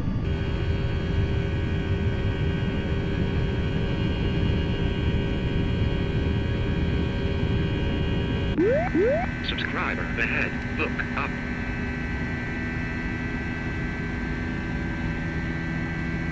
Stand on that flight director now.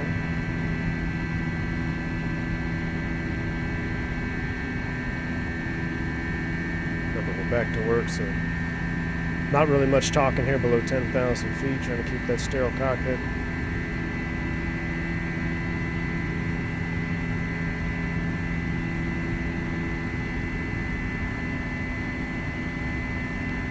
I got the screen big so you can see it, Worldwide Pilot, so like I can close it in. But it's actually hard for me to see. I don't know how to clear it up, and I'm sure it's even harder on stream to see what's happening, so that's why I pop them out. I can actually make it a little bit smaller. But I don't know if it's a resolution thing with P3D, but I can't get a sharp image in my virtual cockpit. So I don't know if it's an FXAA thing. I tried toggling that on and off.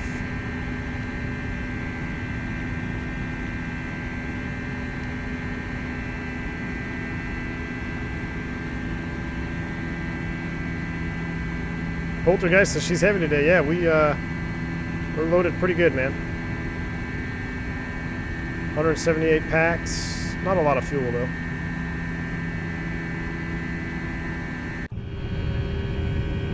So there you go. There's no ortho. Just a couple of different Orbix add-ons.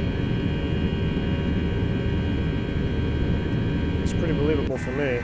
What we'll do is we'll go ahead and go autopilot 1 here so we can spend more time looking out the wing.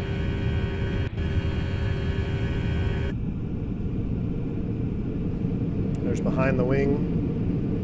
And we can finally relax a little bit. Finally interact with some of you guys in chat. Talk a little systems. Talk a little FMC.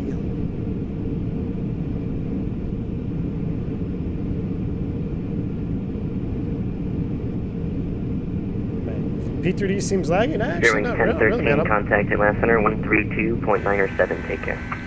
132.907. Spearwings 1013. We'll see. Yep.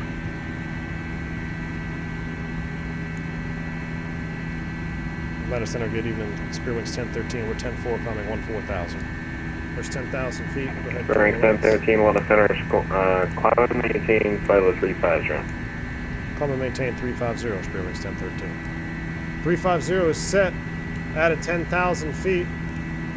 Ding 'em.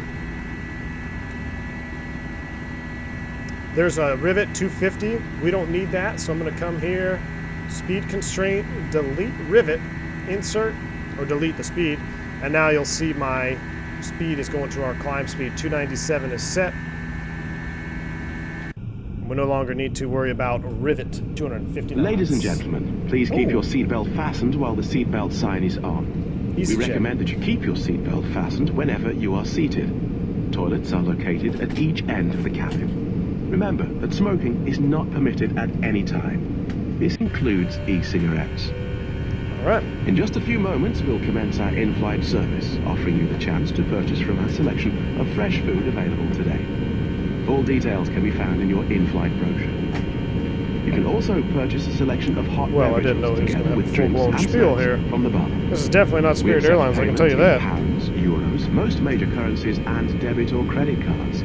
The correct change would be greatly appreciated. And if we can be of any further assistance, then just ask us as we join you in the cabin shortly. Thank you, sir. All right, there we go. Back at it. It's the MP cockpit MP textures. I had the same problem. Is there a way to fix it?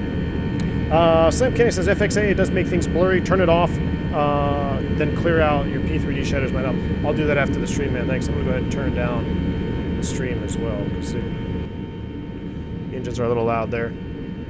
And it's not lagging, scream chugging a little bit. Yeah, we dropped a little. We're 2.2% dropped frames there, 5,400. So there is probably some chop. I apologize, guys.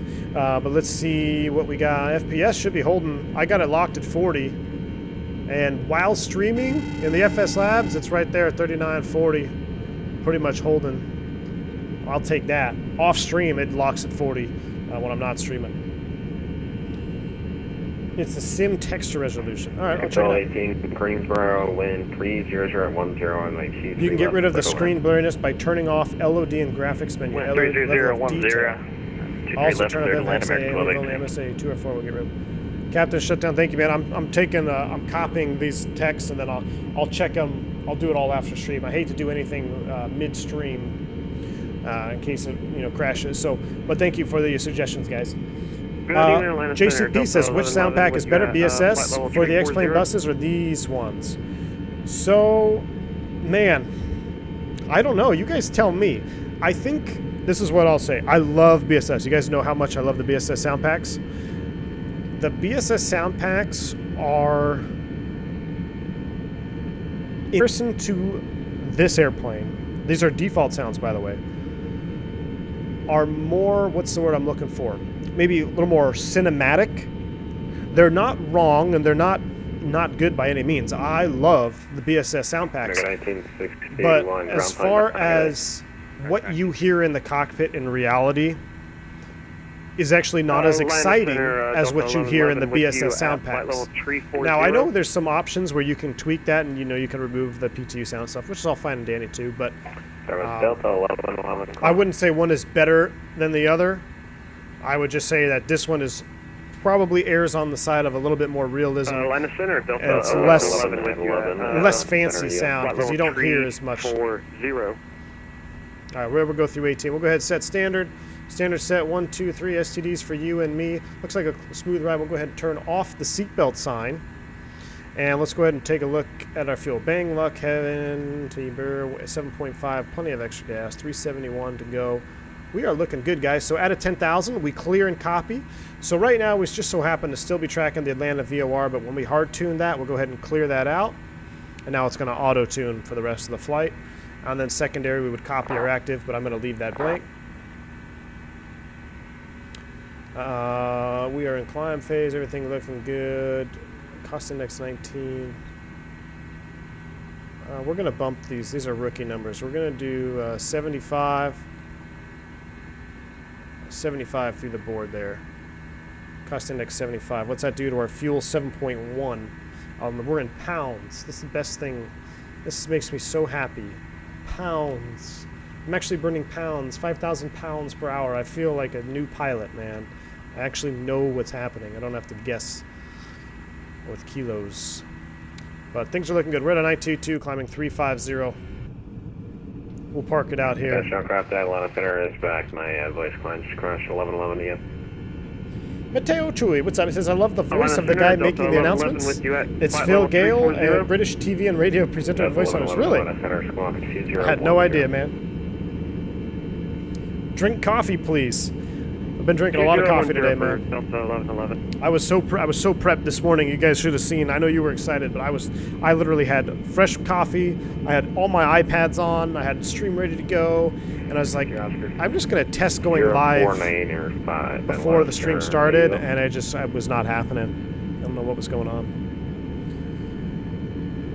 Show says, hey V1, awesome stream. Thank you, man. Appreciate it. How would you rate the FS Labs A320 compared to the real thing? It's probably as close to real as you're going to get in a desktop simulator. And the reason, we have, let's talk TOLUS, right? Because TOLUS is my favorite Airbus and X-plane. It is very well simulated. It does a lot of the things the FS Labs does. But how long have we been streaming? It's been an hour on the ground, and a lot of that is in workflow and getting the airplane off the gate and checking numbers and data links. So that is really the only major feature missing from the TOLUS aircraft. Now, this airplane also does, like I said, it's linked. You can use your McDo, link it to VATSIM. I don't know if there's plans for TOLUS to ever do that, but It's not that TOLUS is bad by any means. It's just they chose not to implement that as of right now, and that's fine. But because that's not implemented on that simulator, this one is slightly more realistic just because of workflow preparation. Jeremy Harvey says, I noticed that the levels for the sounds in this airplane are more accurate in terms of sound, and being in context with each other and belonging in the environment. Jeremy Harvey, I totally agree with you, man. It's real life sounds are never as sexy as the BSS sound pack makes them out to be, right? Because it's, there's stuff in the background. You don't hear things in certain parts of the airplane that you do in the simulator. So. Carter Jawal, what's going on, man? Welcome to the stream, Carter. Good to see you on board, my friend. 3028 Delta 1111. How did you program your throttles for the FS Labs? I couldn't get it working, so just use the keyboard. I just have them standard, just bound. I just use the SATEC throttles. I don't have any fancy ones that have detents, so I just kind of guess. You saw me kind of fumble it there on the takeoff roll. I couldn't find. I was listening for the clicks. I do think TOLUS has the best clicks for setting your throttle because they're very pronounced, more so than the real airplane, but it is needed in a desktop simulator because if you don't have detents, you don't know where to put your throttles. In the TOLUS, I find it much easier to set thrust, like going into boom boom into climb or into flex, or boom boom boom all the way up into Toga. So that's, if you don't have detents, it's just part of the game there. Mateo said TOLUS is his favorite. In X-Plane it is, man. Firefighter, what's going on, brother? He says, V1, I'm looking to buy a new joystick, not high on price, but something that feels like the real deal. What do you recommend? Well, it all depends on what your version of high on price is. So it's expensive, but if you, I wonder what the price is. I don't even know. If you looked at the Warthog, just the stick, not the HOTAS combo, just the Warthog stick, I don't know what the price is on that. But as far as feel, that's the most realistic one you're going to get. Below that, I would probably suggest the X56.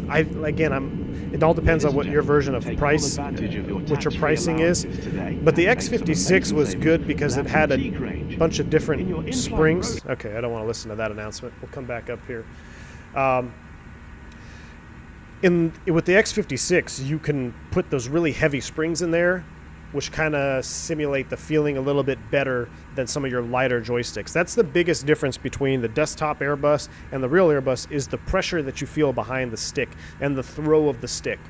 So if money's not an option, and without going super, super high end, getting a replica, the Warthog stick is probably as close as you're going to get for feel.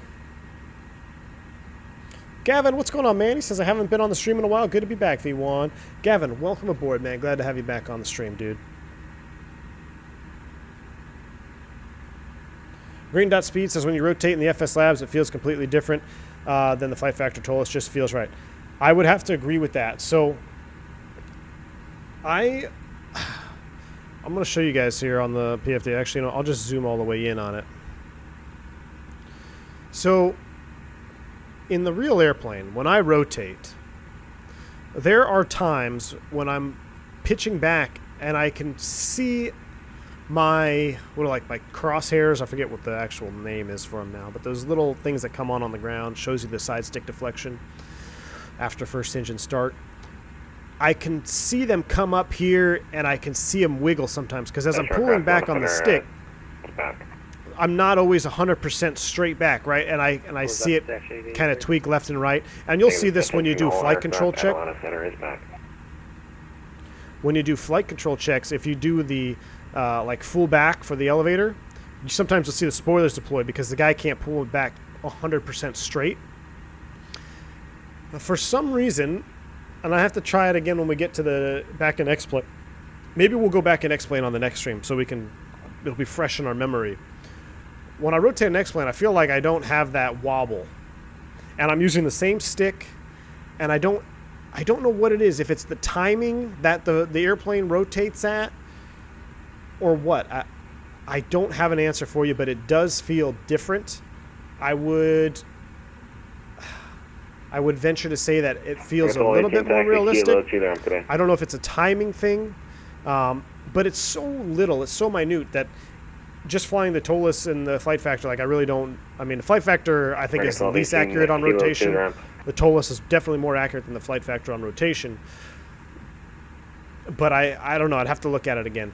This one just feels there's a blending going on in this airplane that I can feel. Same with landing. We will get to failures. I'm going to do a full-blown check ride in this airplane. So I'll be honest with you, I haven't taken this airplane up and done maneuvers in it yet. I've literally just flown it from A to B, just trying to make sure everything works and getting everything set up. So we will do a full-blown check ride in this airplane. We're going to fail stuff. You'll see some additional things modeled in this airplane that aren't on other airplanes as well when we get into failure scenario. But that is such a small thing that probably 90% of the flight simmers out there don't even bother with abnormal law and all that stuff. So, but we'll do it, and then we'll really be able to see how it feels. Captain Shutdown says you can increase the detents in the FS Labs and the McDo so it'll be easier to set. I should have known.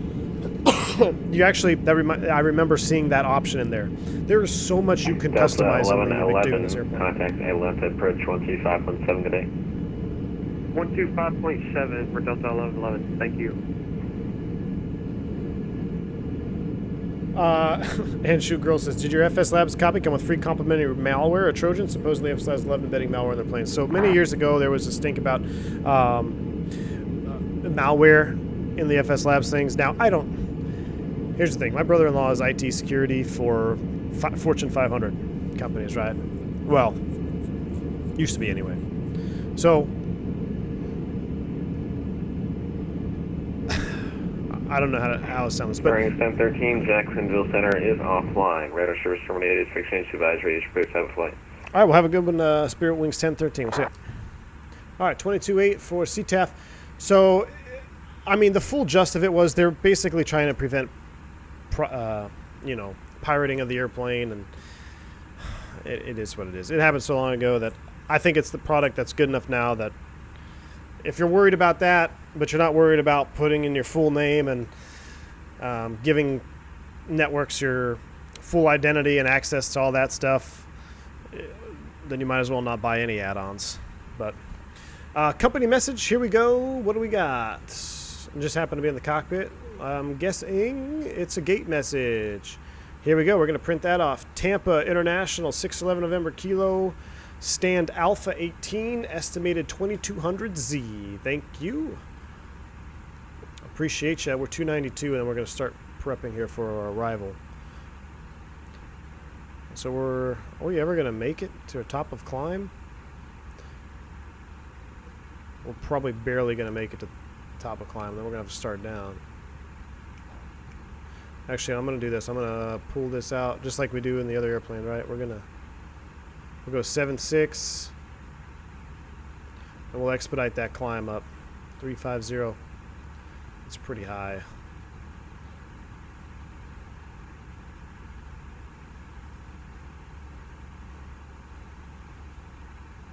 That should get us up there.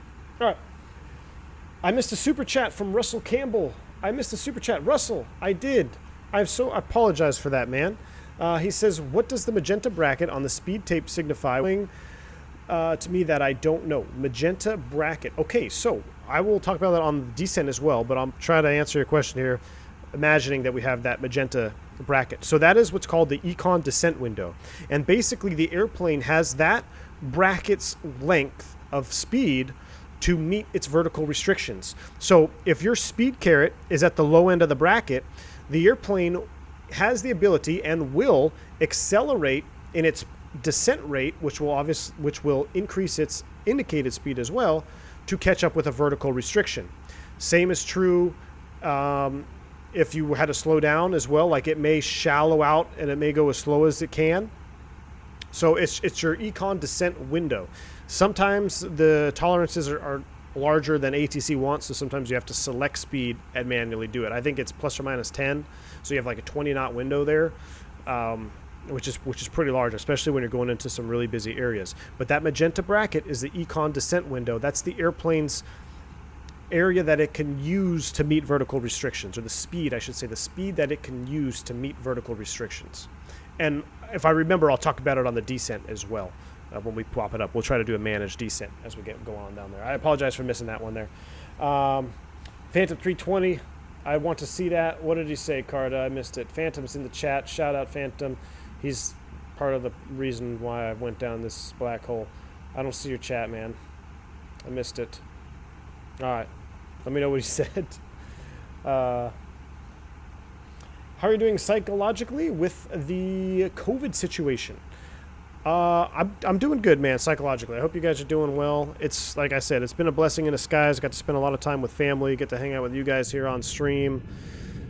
So, I mean, it's pretty incredible that, you know, you get all the holidays off as an airline pilot, you know, that's, you know, if you're not super senior, if you're super senior, you get whatever you want. But to get all the holidays off and not have to worry about bidding and spending time with family, I'm looking at it that way as a silver lining, right? That's something I get to do this year.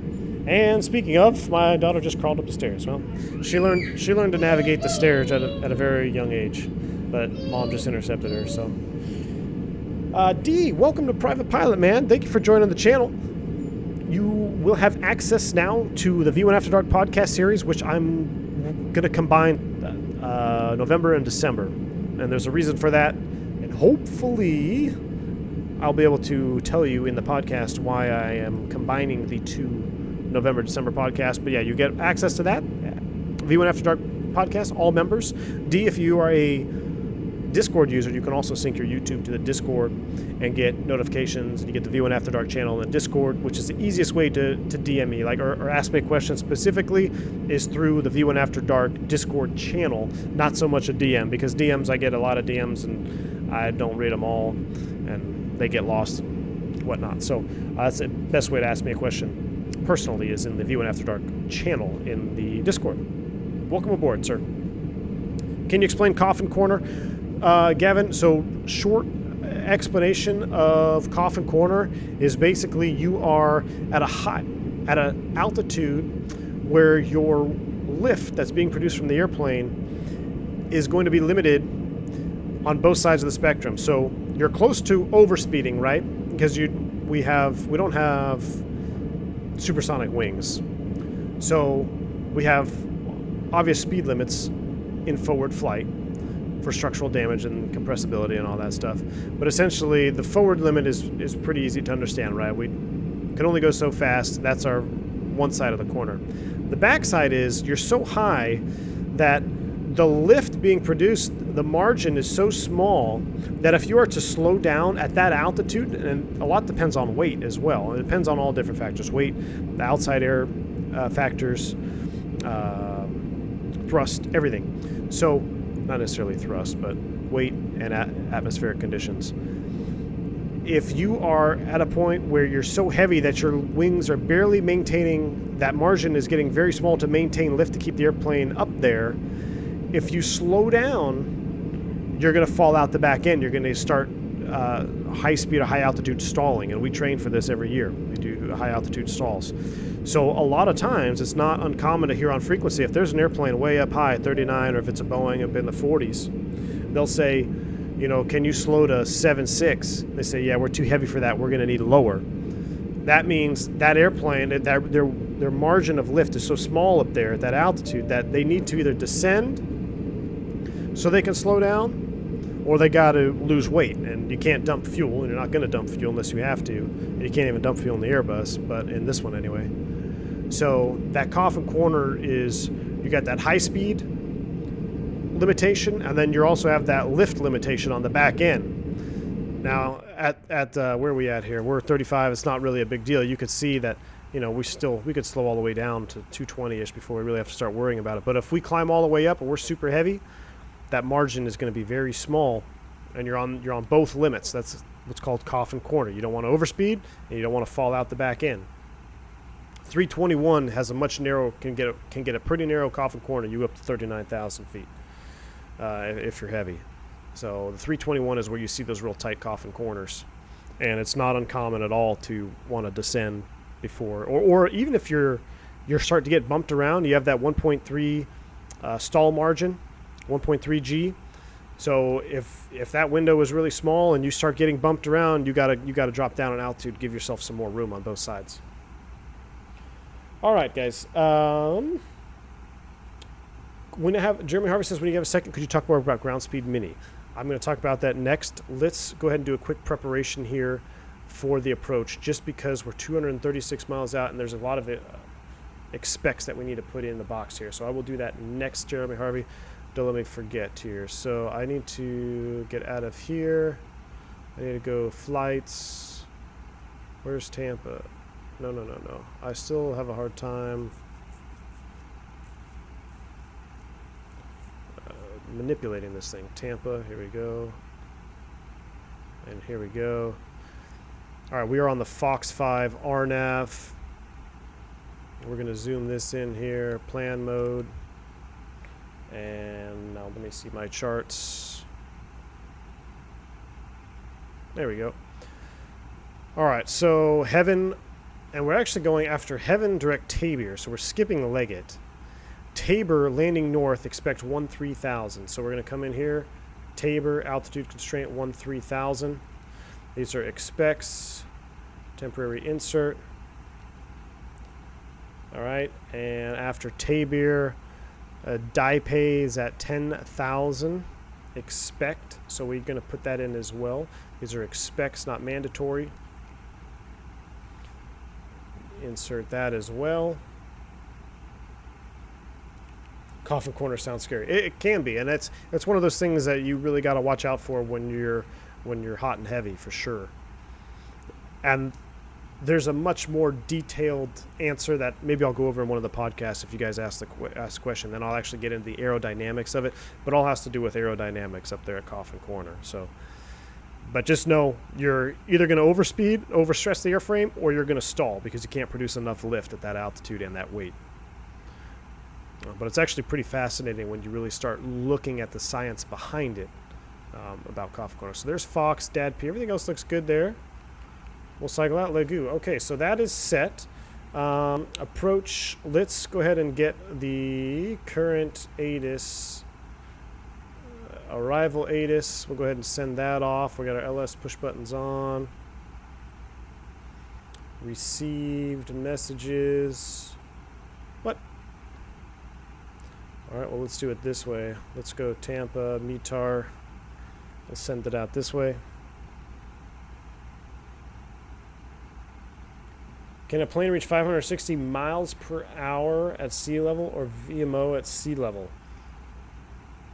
I feel like this is a trick question. Subscriber ahead. Look up. Well, you wouldn't reach... Well, I don't see why not. I mean, because if at sea level, Mach 1 is around 700 knots, right, in that area. So I'm sure it can. Just depends on the airplane. But VMO is not necessarily... that's your that's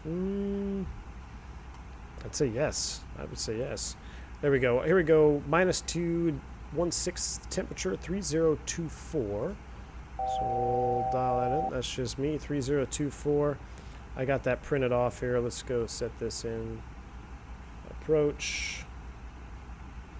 And I keep leaving this Navigraph thing up here.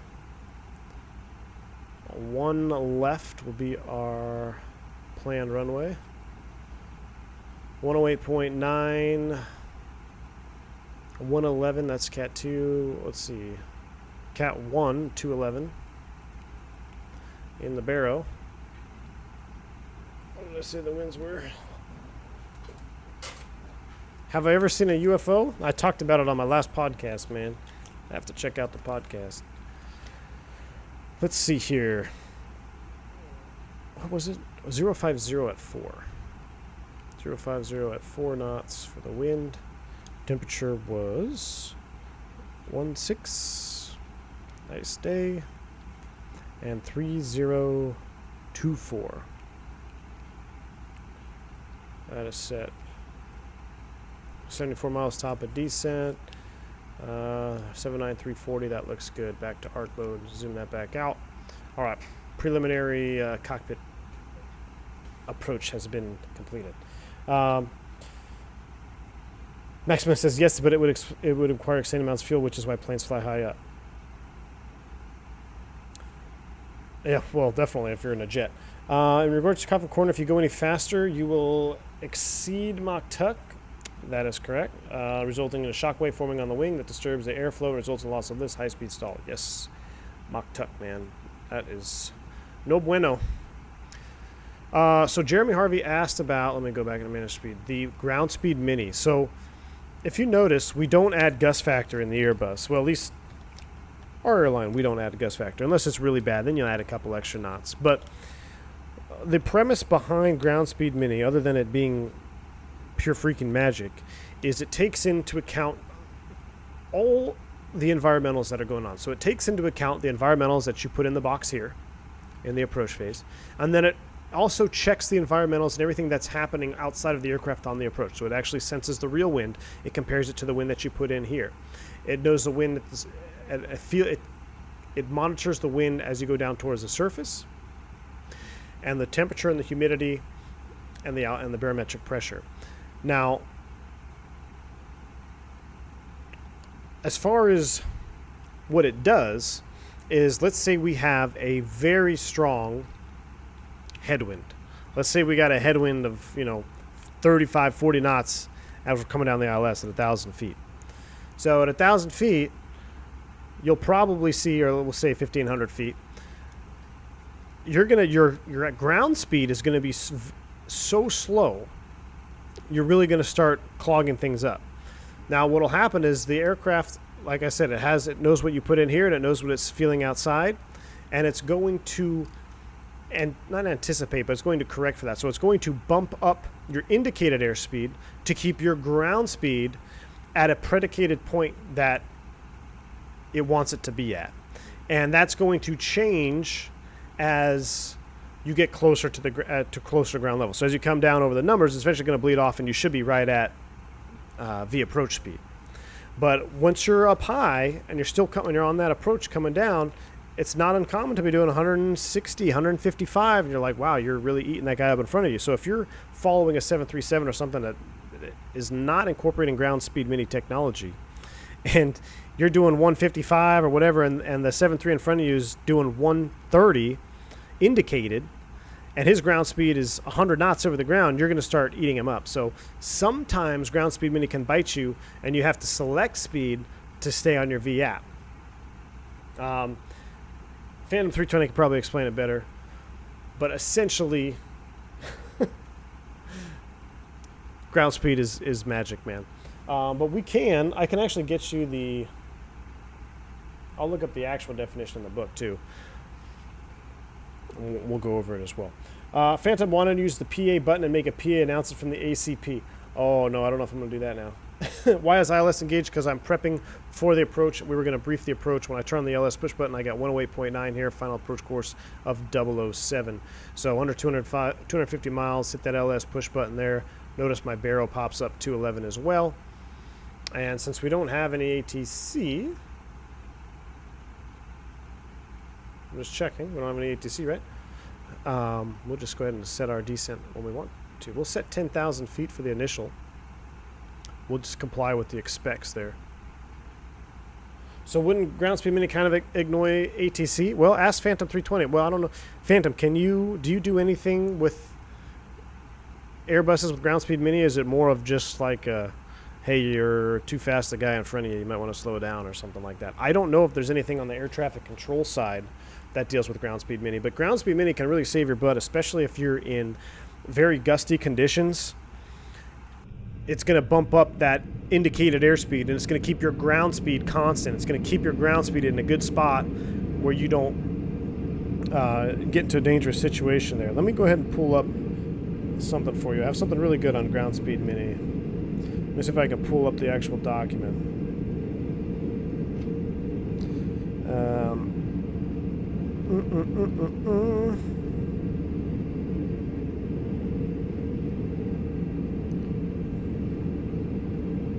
Oh, now it's locking up on me here. If you travel any slower, you'll have to increase your AOA to stay straight level flight. Oh, you're talking about that, the still high altitude aerodynamics install. Yeah, that's... I'm trying to read your comment up there. Yeah, so Toga was explaining the high altitude aerodynamics in regards to coffin corners. So yeah, faster, exceed Mach tuck, you can stall. You go any slower, AOA is too big, result in exceeding the critical low speed stall. So that's exactly. What monitor resolution? 1920 by 1080 is my monitor. Yeah, Phantom says ground speed mini won't matter to a controller.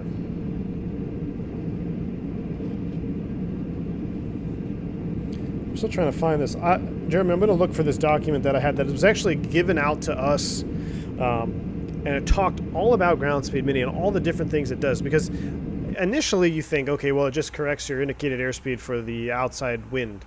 But when you really look at, there's a lot more to that. So I'm going to find the document, and I'll try to link it to you or upload it to you a PDF or something, man. I'll find it here maybe after the stream. My iPad's giving me issues. But in a nutshell, ground speed mini, adjust your indicated airspeed, keep your ground speed up. And that's a very basic answer. But it does a lot more. How it comes up with its targets, it's pretty interesting. So, but that's a good check ride question, which I don't even know if my answer was acceptable. But this is why we're doing these streams, because you guys bring the questions, and it makes me think, and I haven't been in an airplane in 3 months, so this is why this is such a good tool. I'm going to find that document, though. Let's see. Fuzzy Condor, what's up? He says EPR versus N1 display settings. Is that default display based on the engine manufacturer? Looks like IAE's default EPR and NEO's are N1. That is correct. I don't believe you can have an N1 mode here.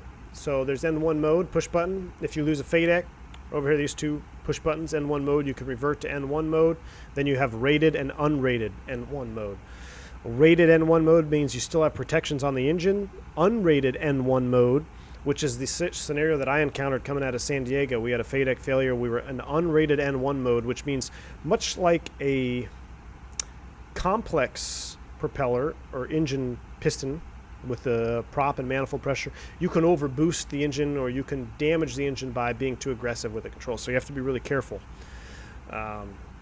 You know, if you fly the FlyJ Sim stuff and you just go idle to full bore and you start, oh my gosh, compressor stalling. There, thank you. That's what I'm looking for. Start compressor stalling. You can have that happen if you're in unrated N1 mode. But as far as the Neo, yeah, they come standard with N1, and so do the CFMs. Those are all standard CFMs with EPR. I'm sorry, with N1. I like EPR. Some guys don't like EPR. It's just a different gauge. I mean, you still have your N1s, but I don't know. I think by definition, the EPR font. So if you look at this EPR font, and then if you looked at a real N1, like a CFM ECAM, I think the font is slightly bigger. I remember reading something about that. So that might be another reason why guys like CFMs over IAE engines.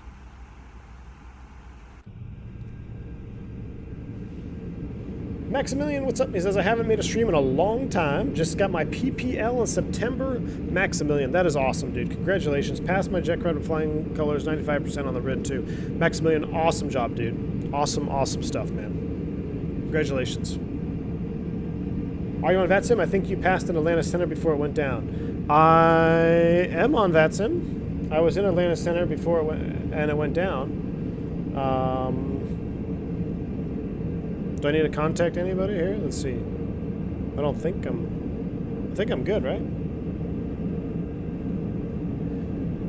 I don't think I missed anything. Michael Bunga says, we can see your ground speed on our radar, but it's not something we use for instruction pilots. Very good. In order for the ATIS to work in AOC, you should select VATSIM in the McDo ATSU menu. Let's go ahead and check that out. Oh boy, we need to start down. We're a little bit late there. All right, here we go. We're going to check out the ATSU menu here, but here we go. Thrust idle descent. Here is our econ descent window. So, let's go over this. We have a vertical restriction of 13,000 here. This was an expect. It's not a hard altitude, but since I put it in the box as an expect, it is now honoring it as a hard altitude restriction. I also accidentally started my descent a little bit late, I think, but not late enough for it really to make a difference. You can see I'm a little bit high here. This is my vertical descent donut.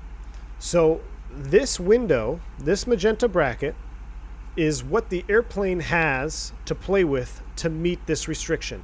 I'm a little bit low, so look at the airspeed. It's increasing its descent rate to try to get back on profile. We're 4,500 feet a minute. You definitely feel this in the cabin. This is like dive, dive, dive. This is what new guys do. This is where you say, no, no, no, don't do manage, go vertical speed and ease it up. But see, it's going to get all the way to the limit here, and it's going to realize, okay, I'm not allowed to go any faster, so this is all you get. And if you get to a point, let's say you're too high, it'll say need more drag, because it can no longer meet this vertical restriction within your econ descent window. You're too high. You started your descent too late, or something happened where you're off profile. Looks like we are going to catch it.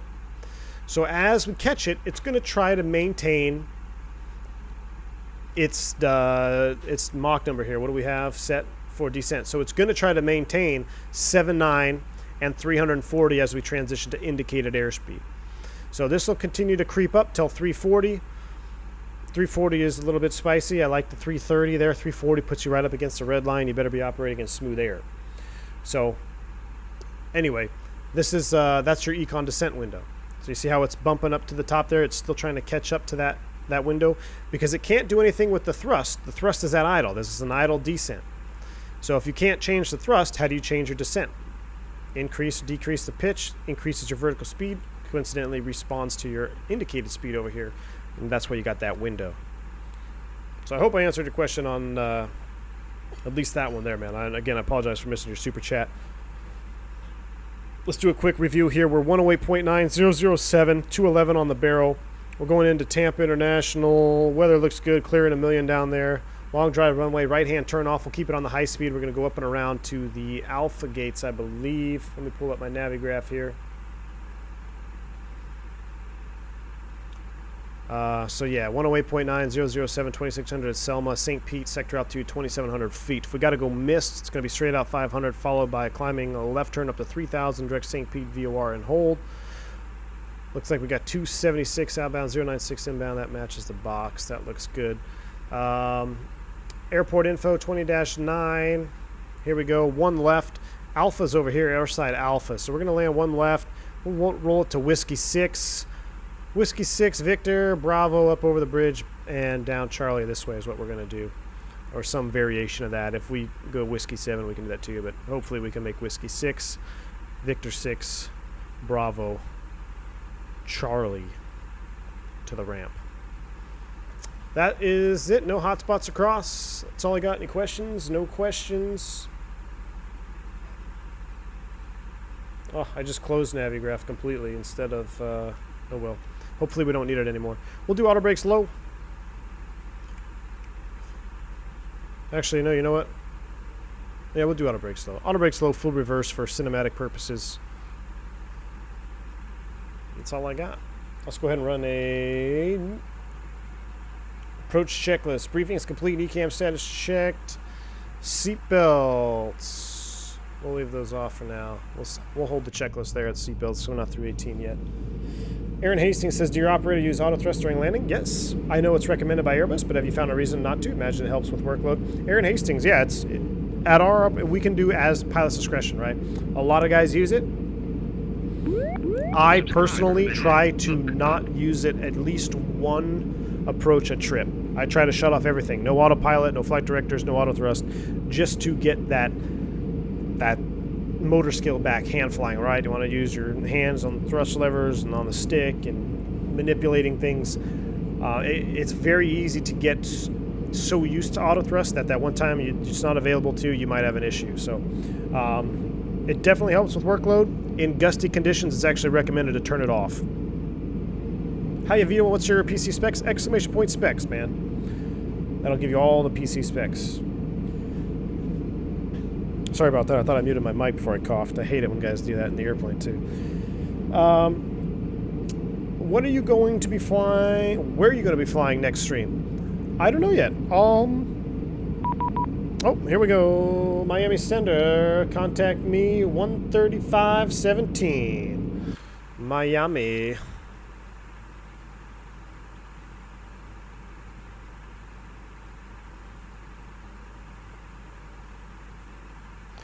And we'll go ahead and set standard there. Miami standard, good evening, Spear Wings 1013. We're 17.3, descending to 10,000 on the Fox 5R nav Tampa.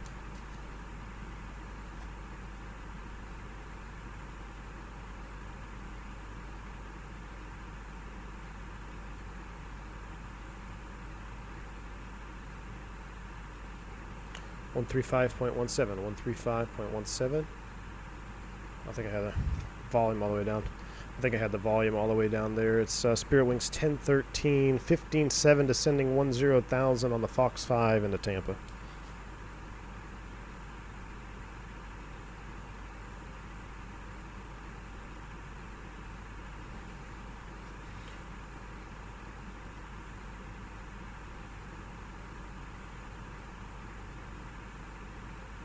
Hmm. 135.17.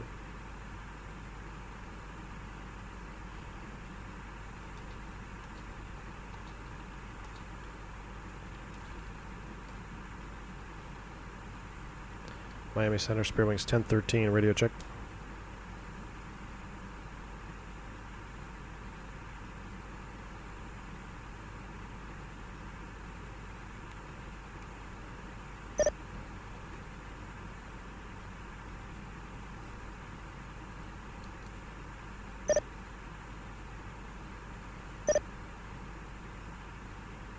Alright, expect Victor's ILS from 1 approach, 01 left.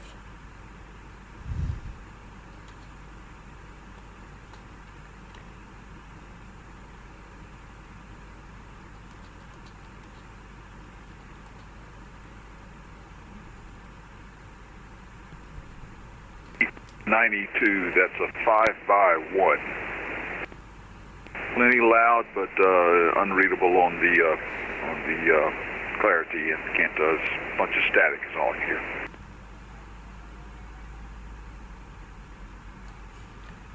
Miami Center, Spirit Wings 1013. How do you hear this radio? Spirit Wings 1013, Miami Center, copies you now 5x5. Awesome. Spirit Wings 1013. We're level 13,000. We're descending 10,000 for Taipei. Spirit Wings 1013, roger. Descend and maintain 8,000. Descend and maintain 8,000, Spirit Wings 1013. All right, we'll slow it up to 250 knots. 8,000. I don't know what happened there. My microphone was showing not muted. I don't know if you guys... Could you guys hear me? That's weird. We'll go ahead and thrust idle, open descent, down to 8,000 feet, 250. We're at 18. We'll go ahead and get the seatbelt signs on. A little bit late now. Now let's go ahead and run that checklist. Briefing complete, ECAM status check, seatbelt sign is on. Minimums, 211, set. Engine anti-ice 1 and 2, off. Altimeters, 3024, set once, set twice. 1,000 with you going. Set 3 times. Approach checklist complete. In the command from David Echo Alpha Woman Yankee. All right, so I think we're looking good now. We're back in control. Oh, there we go. There's our announcements. Southwest 272, Miami Center, squawk 4555. Freedom says Tampa's weird to hear on VATSIM. It's hard to hear Miami. Yeah, I don't know what happened there. It's all good. We're good to go, though. This guy sounds like a real controller. Whoever this controller is, his voice sounds like a real controller. Can you describe a situation where we would use the overfly waypoint button on a November 511 special Echo Mike, single engine approach? I can't get the or I'm overlock sorry, of weather right now. or a special single engine mist? Temperature 3017. Wow, we're gonna have to turn that volume down. Roger, down to that was 10,000. 10,000, 10,000.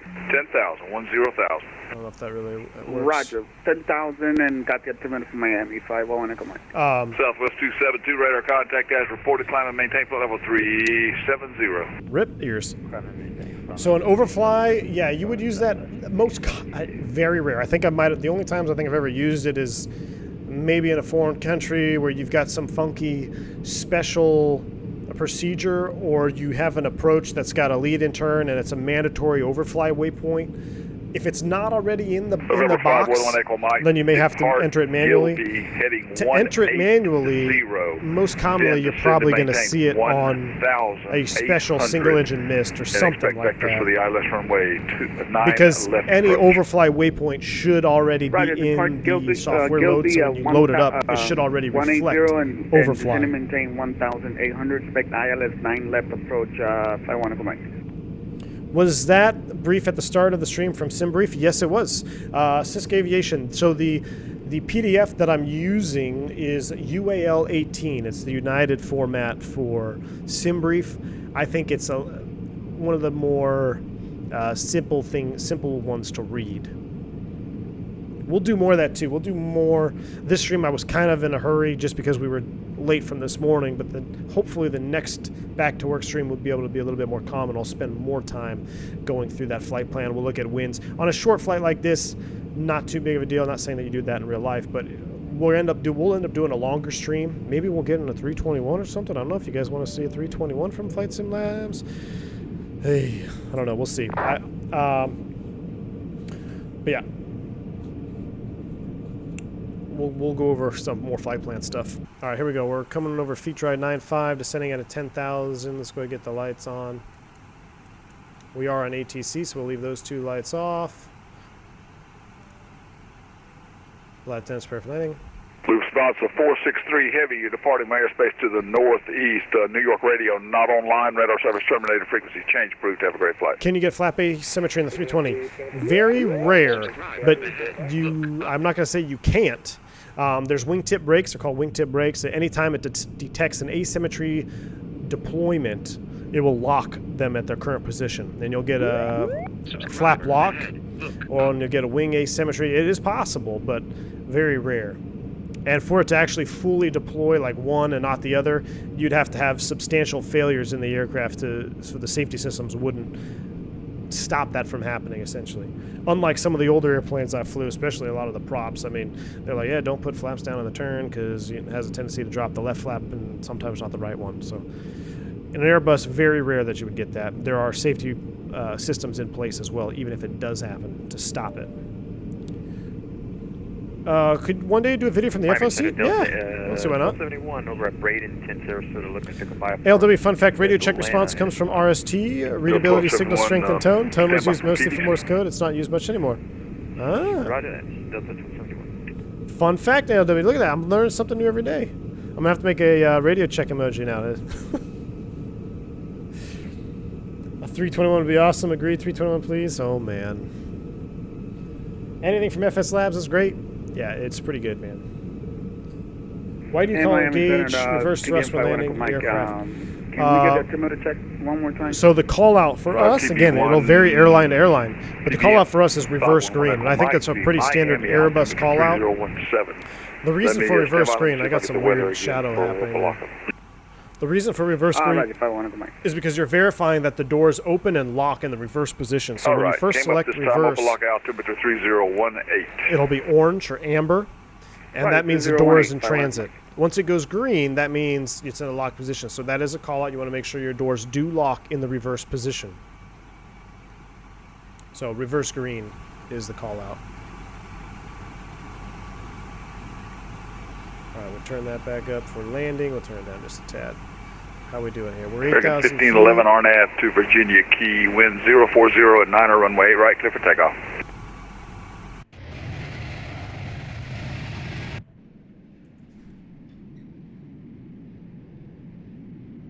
Carter says the indicator sure does look good. It sure does, man, especially for a default one, huh? Flyby sounds are meh.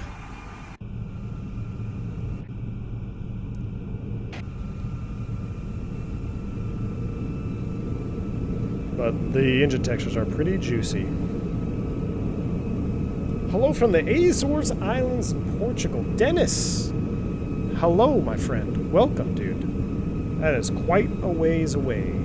Glad to have you on board the stream, man. Reverse green, decel. There you go. Do you recommend a CFI? Clear wings 1013, descend and maintain 2,600. Descend and maintain 2,600. Spear wings 1013. Down to 2,600 open descent.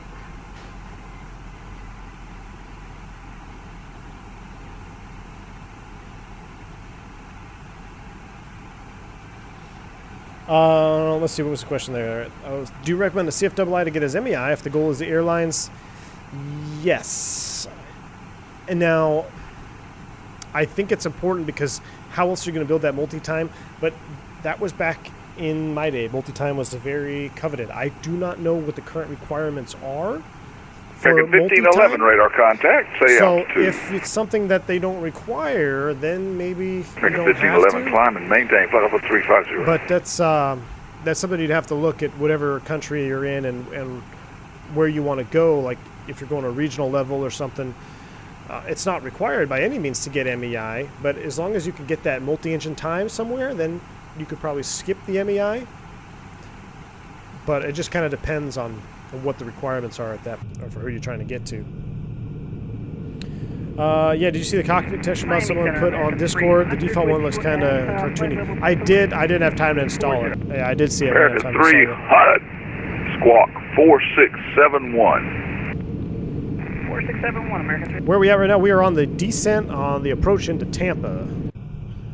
Coming in over the bay. There's MacDill Air Force Base, maintain 3000 till over the MacDill, and clear to visual 1 left is normally all that you get there. American 300, radar contact 50 miles south of the Marathon. Lighting on the engine looks really good. Oh yeah, I wish we could have streamed this morning. The timing that I had the flight at this morning, maintain 10,000 and 250 knots. Miami altimeter 3017. Saw an Airbus with strobes at the gate once. It's probably me, man. Check your strobes. Check your strobes. Team Vodka. Oh my God, I'm late. Hey, man, you're about to get the best part though. We're on approach into Tampa right now, about to turn base here. Ever flown into Pittsburgh? All the time, man. I love Pitt. Is it common to deploy flaps on arrival? Yes. Many times during turn for finals when I see pilots deploy flaps in gear. Yep. Just like any approach band. Nothing special about the approach into Pitt there. It may just be a short vector that they got. But yeah, look, Pittsburgh's a good place. I say that, but that's also where I got food poisoning one time. Not good. Not good. Food poisoning at departure time. Not good. That burrito place in there. Maximum multi-engine time is still required, usually between 50 to 100 hours. Well, if you think you can get that multi-time, maybe flying cargo, go for it, man. Or maybe a low-time operator. But it just depends on your options. It's by no means necessary to be an MEI to be an airline. Spirit Wings 1013, turn left, heading 100, vector to final. Left turn 100, Spirit Wings 1013. We got the runway in sight, 1 able. Do you prefer the visual approach? Oh, if it helps you out. Well, it doesn't really matter, but I'll clear you for the visual approach, runway 1 left. All right, cleared visual 1 left for Spirit Wings 1013. Thank you, sir. All right, we're clear the Viz, so we're going to go ahead and clean up this box here. What I'm going to do is I'm going to just go direct to Lagoo. I'm going to give it a second. I'll let it keep turning. So we saw the airport. It's just sitting down right over there. We'll go ahead and do that. Continue the turn. It wants to shallow out. We'll keep it in. We'll keep manually turning it there. Come all the way around. Arm the approach button, AP2. Finally. Hi, it's Norman. Yep, that's the cabin secure for landing. Thank you, Norm. I appreciate it. Bye. All right, so cabin is ready. So they were a little late because I was late on turning that seatbelt sign on as well. Loke Star, we've got the Loke capture. 2500. We need to slow down. Cubana 117, descend and maintain flight level 240. Flight descend and maintain 240 for Cubana 117. Let's go ahead and get the speed brakes out a little bit. Spirit Wings 1013, turn left heading 0. Let's see, let you go too far, turn back to the left heading 340. 340, Spirit Wings 1013. Spirit Wings 1013, 7 miles from Lagoo, turn left heading 350, maintain 2,600 till established on the localizer, cleared ILS runway.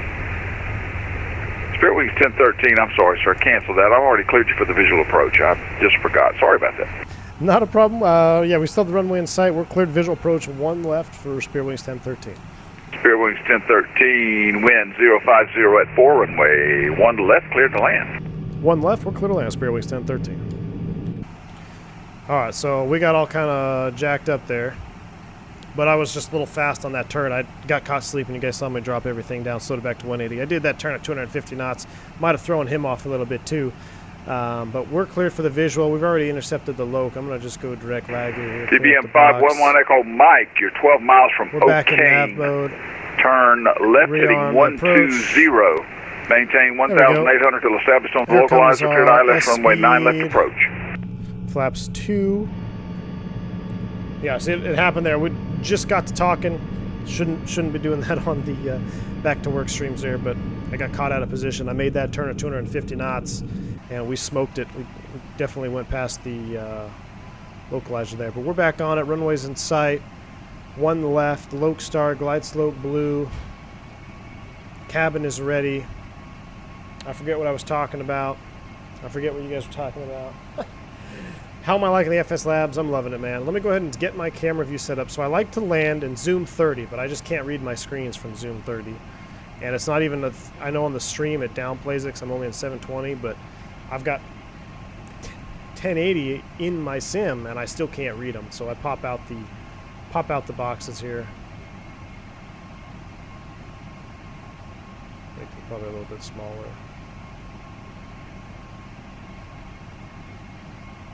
Oh, you know what we forgot to do? Activate and confirm. Add at 10,000. No, but we already flew through it, so we're good. Alright. We're looking good. Glide slope is set. XP72, what's going on, brother? XP, man. Hey, dude, I'm sorry that I had a stream later this afternoon. I didn't notice it till after I postponed it, that you were streaming. So that's on me, man. I apologize for that, dude. Hope your stream went well. I know you're in that beautiful FS 2020. 787, right? I think it was the 78 you were in. But again, apologize for that, man. Welcome aboard, just in time. We got a weird lighting situation there happening at Tampa. Subscriber. We're looking good. Look up. Maybe P3D is not so bad after all. It's really not, man. I mean, it's pretty much default. Pretty much a default. There's glide slope, star. Manage it. Let's go ahead and gear down.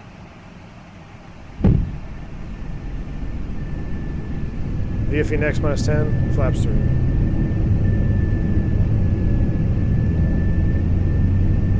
I want to change that. Watch this. 2000. Watch this crash my.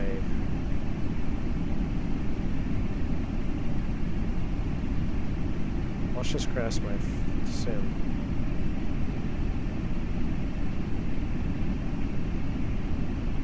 We'll do a night. Oh no. No! Oh! I didn't like those shadows. I was like, we'll do a night landing. Okay, we're back on it. We're back on it. Whew. Autopilot's coming off. We'll check out the night landing here. Flaps full, arm it. Landing checklist. Cabin crew advised, auto thrust speed. ECAM memo. Landing all green. TVM 511 Echo Mike is delocalized Clear or to active. land.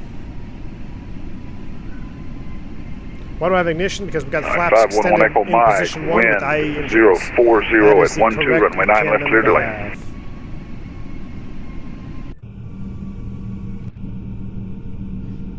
There we go, and you can see a little night view here as well. Like shadowy haze thing. I didn't want it to be fully dark, but hey, we're landing. I got the dome light on now too, that's why, oh well. We'll land with the dome light on. 1000. Alright, here we go. 1,000, we're stable. Trying to be. I'm all over this glide slope.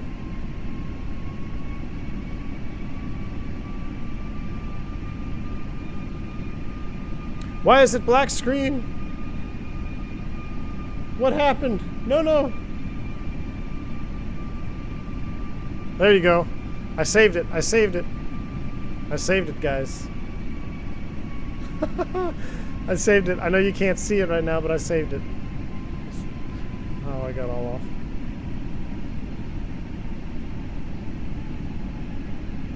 Come on, show back on the stream there. 500. I'm watching my... 400. Rip. Oh, I think it finally popped back. Okay.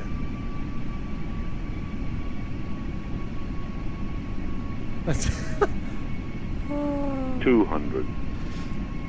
What a disaster of a day. 2020 in a nutshell. I don't even have my landing 100. lights on. 50. 40. At least my 30. turn-off lights. 20. Retard. 10. 5. Spoilers. Reverse screen. Decel.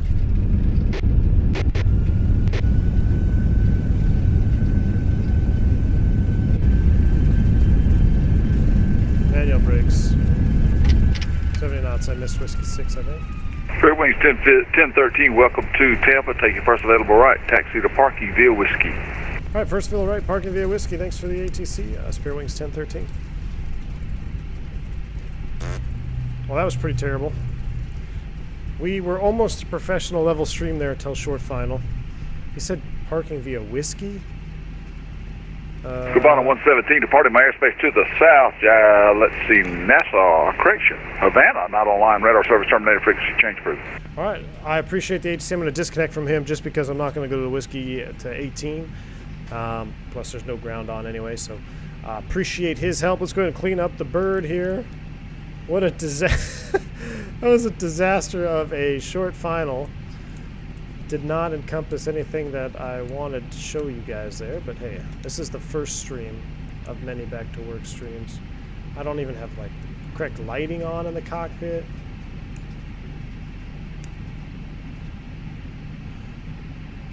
Now we'll prime up the APU. Should have started the timer. We'll get a replay, but there's no sounds in a replay. It's kind of like the flight factor, if it doesn't crash, that is. So note to self, don't mess with the time of day on stream. Noted. Noted. All right, we're going to 18 though. Let's go ahead and notify ground. That's where we're going for our ACARS. 18. I don't want to follow me car. I know how to get there, and we'll just go ahead and use the default choice. They will see us at the gate. Ladies and gentlemen, welcome to Tampa. Woo! Bourbon made me do it. I'm not even on the bourbon, man. I was trying to be all professional, and it just fell apart there. Pretty much that turn, pretty much the arrival. Imagine we hit the arrival like at 5,000 feet or something.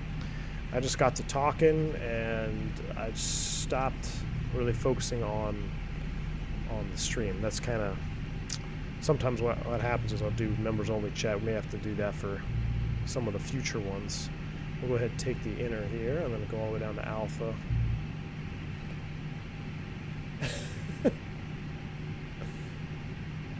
Taxi via whiskey. Yeah, he gave me the proper taxi clearance for sure. Appreciate you. Yeah, whoever that controller is, though, I don't know if he watches the stream or not, but he has got the voice of a air traffic controller for sure. APU, we'll spool that up. We're going down one more terminal, then we'll single engine. Why enable approach mode at 10,000 feet? I didn't. Oh, so our procedure is to activate and confirm the approach phase at 10,000 feet in selected speed. And there's a bunch of different reasons for that. You can keep it at managed speed. It's just how our operator does it. I've talked about it a couple different times, but it has to do with the deceleration point and how it can get you in trouble when you're on ATC assigned speeds and you fly through the decel point on a star. ATC is expecting you to maintain 210 or 220, and the aircraft's already slowing back to, essentially, well, go back to green dot once you extend flaps, and then it'll go all the way. It'll go all the way down to VAP if you keep extending flaps. All right, APU is online. Yellow electric pump is on. Confirm 2, confirm. We'll go ahead and kill engine 2.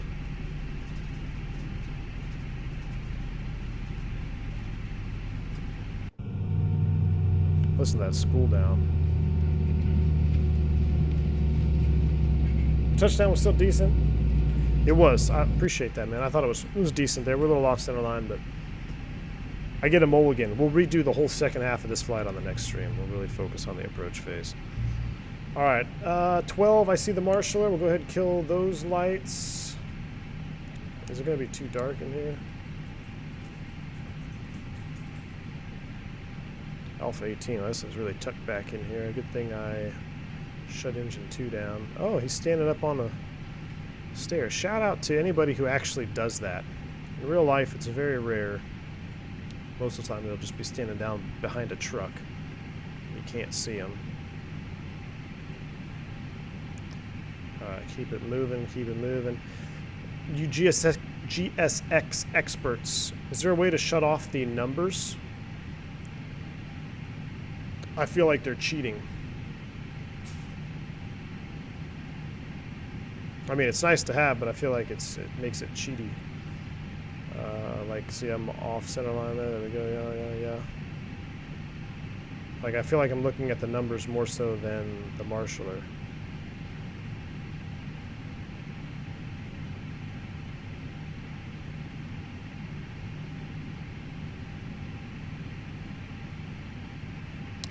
Oh, come on, don't make me increase thrust. Almost. Nope, not even close. I thought it was perfect there. Parking brake set. APU is available. Engine 1. I want you guys to hear the spool down.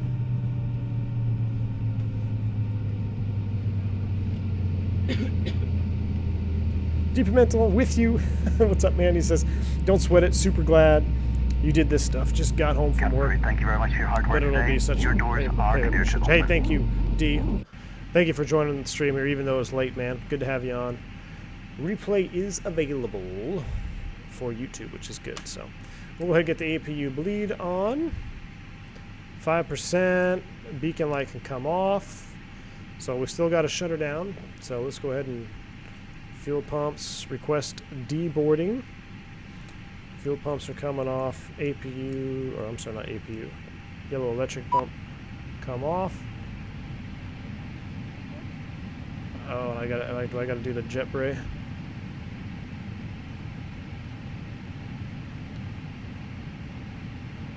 Oh, I forgot to do the jetway before. Oh well. That can come off. Everything else can come off.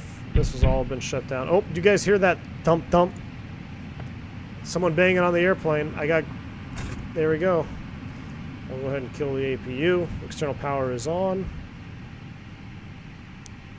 Turn you off. Standby. I saw the FOs flow over here. Doing double duty. Alright, everything else looks good. Doors, windows unlocked. Alright. Parking check, slides, disarm, engines off, seatbelts. Ladies and gentlemen, your portable electronic devices must not be used until Exterior you're lights, inside set, the airport. ice protection, When off, disembarking, fuel pumps, off, please electric take pump, care and off, hold on check to the signal, handrails received. while walking Parking down the brake stairs. is on. Please ensure that you supervise your children. Parking For your checklist own complete. safety, do not walk. Ladies and gentlemen, thank you for tuning in this evening. No Neo engine though, definitely not Carta. That was not the smoothest of approaches, but hey, we got it done, man. We forgot to operate the jetway as well, but that's okay. Let's go ahead and try replay mode real quick. It may crash the sim, it may not.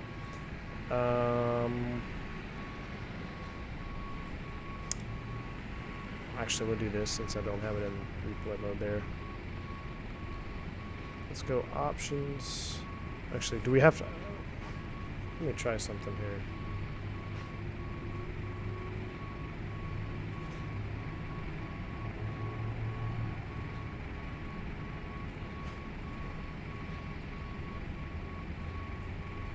I know it's a black screen.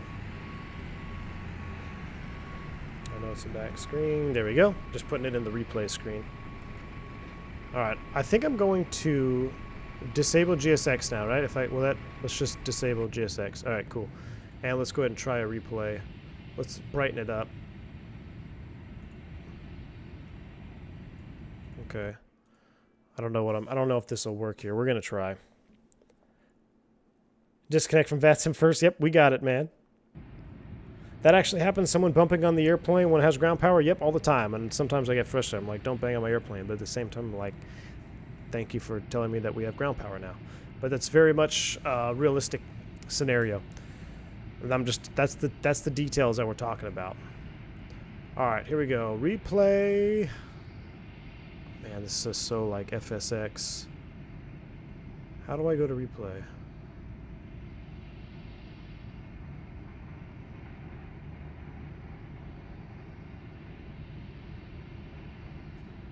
There we go. Instant replay. I have no idea. Let's try 180. Oh, I can't back it up any further than that? Oh, no.